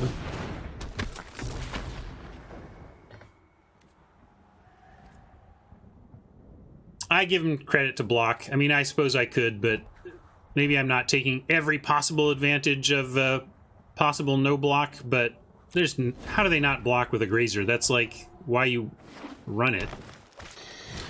But maybe make him do it, sure.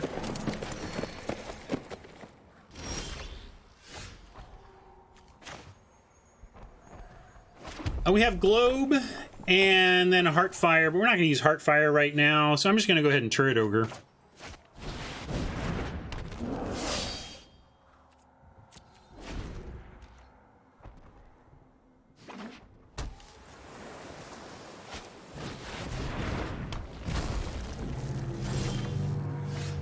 That's a big boy.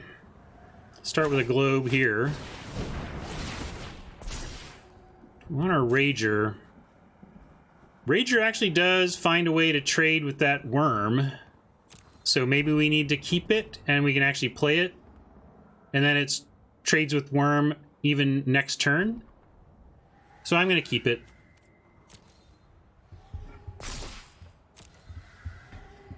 It's not like the best draw, but it's an answer to this 7/6, which is funny since it's a 2-mana 1/2, but we're going to take it.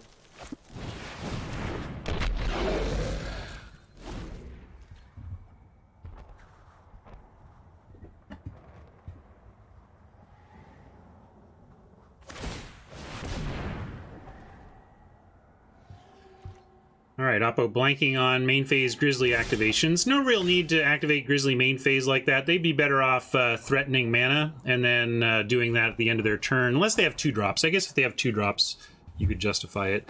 We are indeed flooding out. We're going to hold these other 2 lands waiting for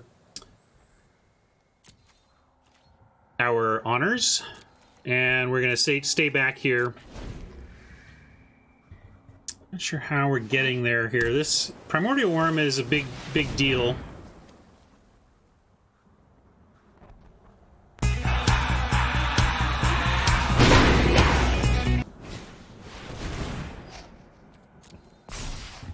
Yeah, we can 2-for-1 ourselves to take out the worm. I was just looking for a 1-for-1 way, and Tybalt's Rager is a 1-for-1 worm answer. Is this above par? Like, are we above par?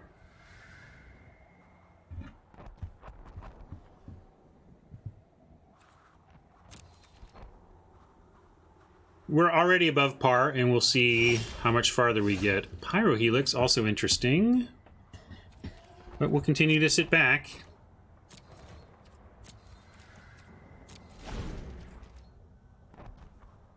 I don't want to just lose the long game to Grizzly here. But hoping Oppo will get impatient and start sending in. Right to battle. That makes me start wanting to take out the Drake while we can. The Drake is the only thing that the Sage is getting bigger right now. It just means we have to take out one of our prophets, unfortunately. But I think we have to do it. That Drake is just going to kill us. You don't want to do it?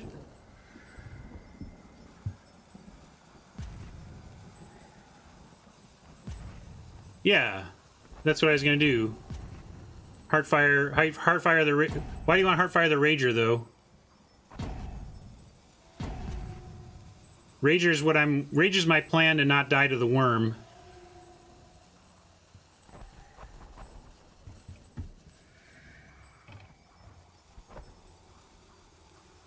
Wait for him to attack? No, I don't want to do the Rager. The Rager is going to get the worm. I'm saving the Rager to not die to the worm, folks. So we're going to Heartfire as planned with one of the prophets.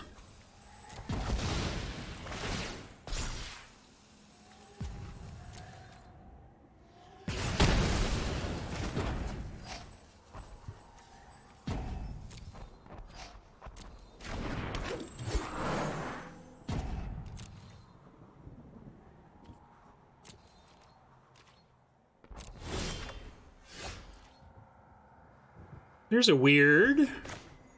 And I was thinking about this Pyrohelix for the Stinger, but I guess we can just keep it ready. We can just keep it ready.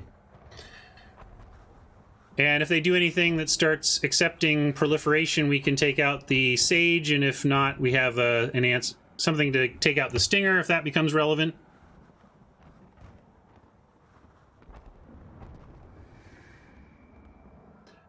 But X Roland, you thought about blocking the worm with Prophet and Ogre and Heartfire with Rager the Drake, but that is your plan requires Oppo behaving a certain way on that turn, and I wasn't willing to assume that Oppo was going to do that.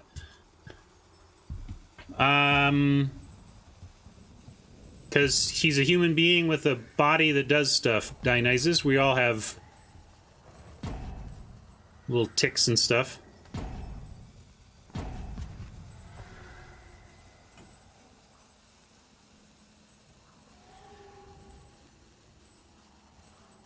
That's why he told me to wait. I still don't understand waiting there. If I let the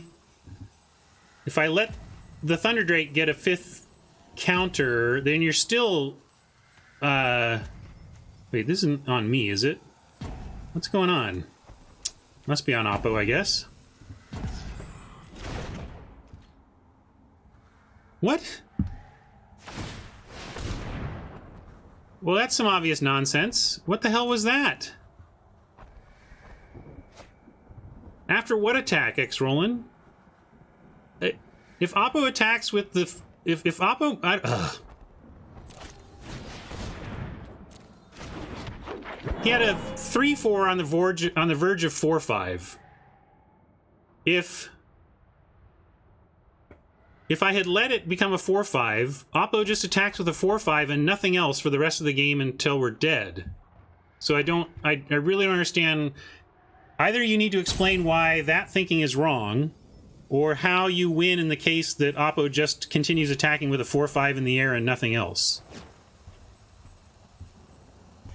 Now, where are we now? Okay, their turn.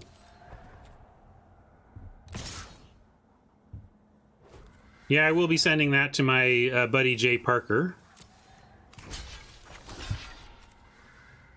Oh, I tried, Tuxedo. That's what we just got thwarted by some kind of bug there.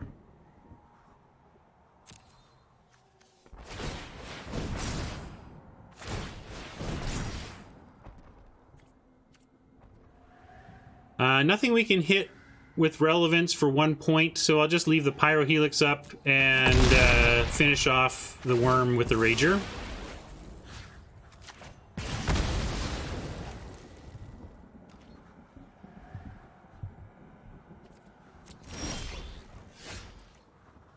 You gonna let me cast it this time, Arena? Oh, how kind. Thank you, thank you. I'm gonna play one mountain. You know, there's nothing we're gonna do with 3. In fact, we want the land in case we do draw an honor.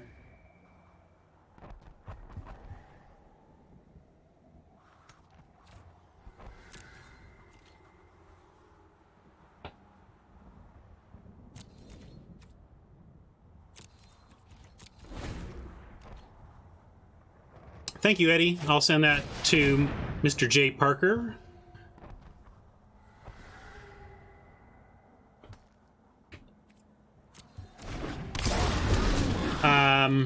We didn't even talk about the fact that we're going to be facing an 11-11, but here we are.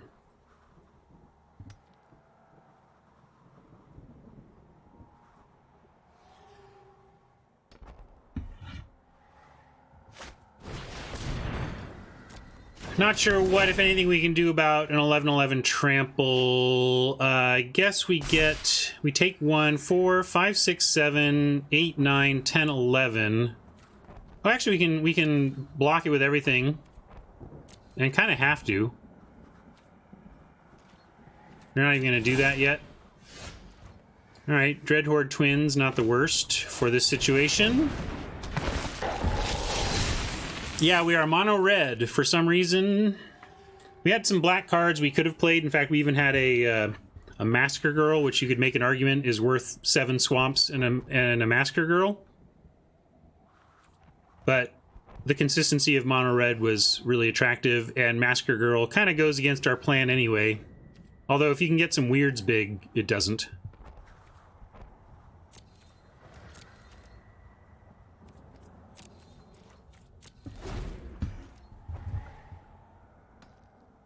I wonder if there's anything I could have done to undo that.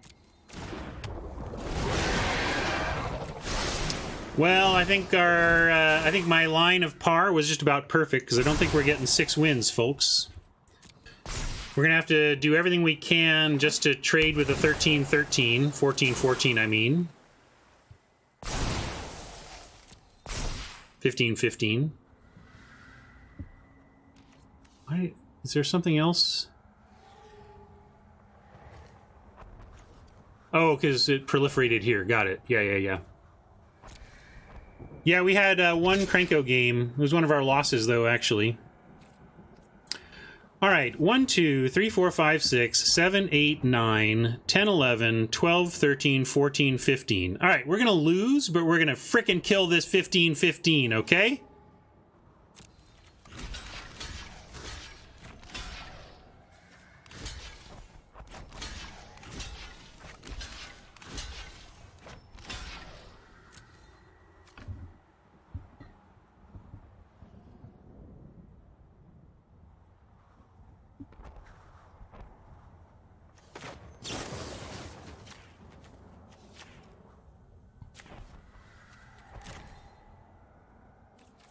That would be great. Lazatop plating here. There's Krenko. I'm here, I'm here. Let me come win this game. I don't think so, Krenko. I don't think we're winning this game, buddy. I don't even know what we're searching for. We're just totally dead. This is just a principle of the thing. Trading for the 15-15. Yeah! Yeah! Suck it, 15-15. We got you. All right, Vaporkin, you can cheer this one. We are done fors. But we did kill a 15-15 in mono red. So that's some kind of accomplishment. All right, not a bad run. Interesting deck, mono red. Could have put in some swamps to play the powerful Massacre Girl, but just decided to go with consistency of the all-mountain mana base. And called a 4.5 win par, and we got to 5, so about expectation. Not going to complain. Dionysus only got a couple of punt opportunities, and they were pretty weak ones at that. Still frustrated that I'm continuing to miss onboard Planeswalker passives, though. That's, I guess I'm just going to do that for the rest of this format. I don't know. Oh yeah, Jay Watt had a question. When you get close to finishing a set and the set's draft is still open, do you stop drafting it so you can build up assets for next set drafting, or do you keep drafting for wildcard, vault, gem value? I keep drafting because we're in this to play Magic. The economic stuff that I do, the optimization of the game's economy, is about taking an optimal mentality approach to the economy, but fundamentally, fun trumps literally everything about how you're optimizing the economy and everything, because that's what we're here for. This is all a means to the end of fun, so I would never suggest over-optimizing away from what you find fun about your experience, as long as that experience is within your means. And we want to draft every day, and I really, you could make I would never, yeah, we want to draft every day, and drafting in queues where you have 4x of all the rares and mythics is just extra value. So I tend to gravitate towards drafting the 4x sets because they produce such extra gem value.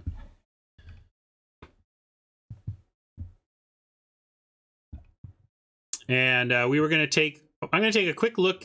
First, let's claim the prize and let our YouTube friends off the hook here. As those of you who are new, I do have a YouTube channel, and I trim out the individual events that I play in and upload them as complete limited events to YouTube.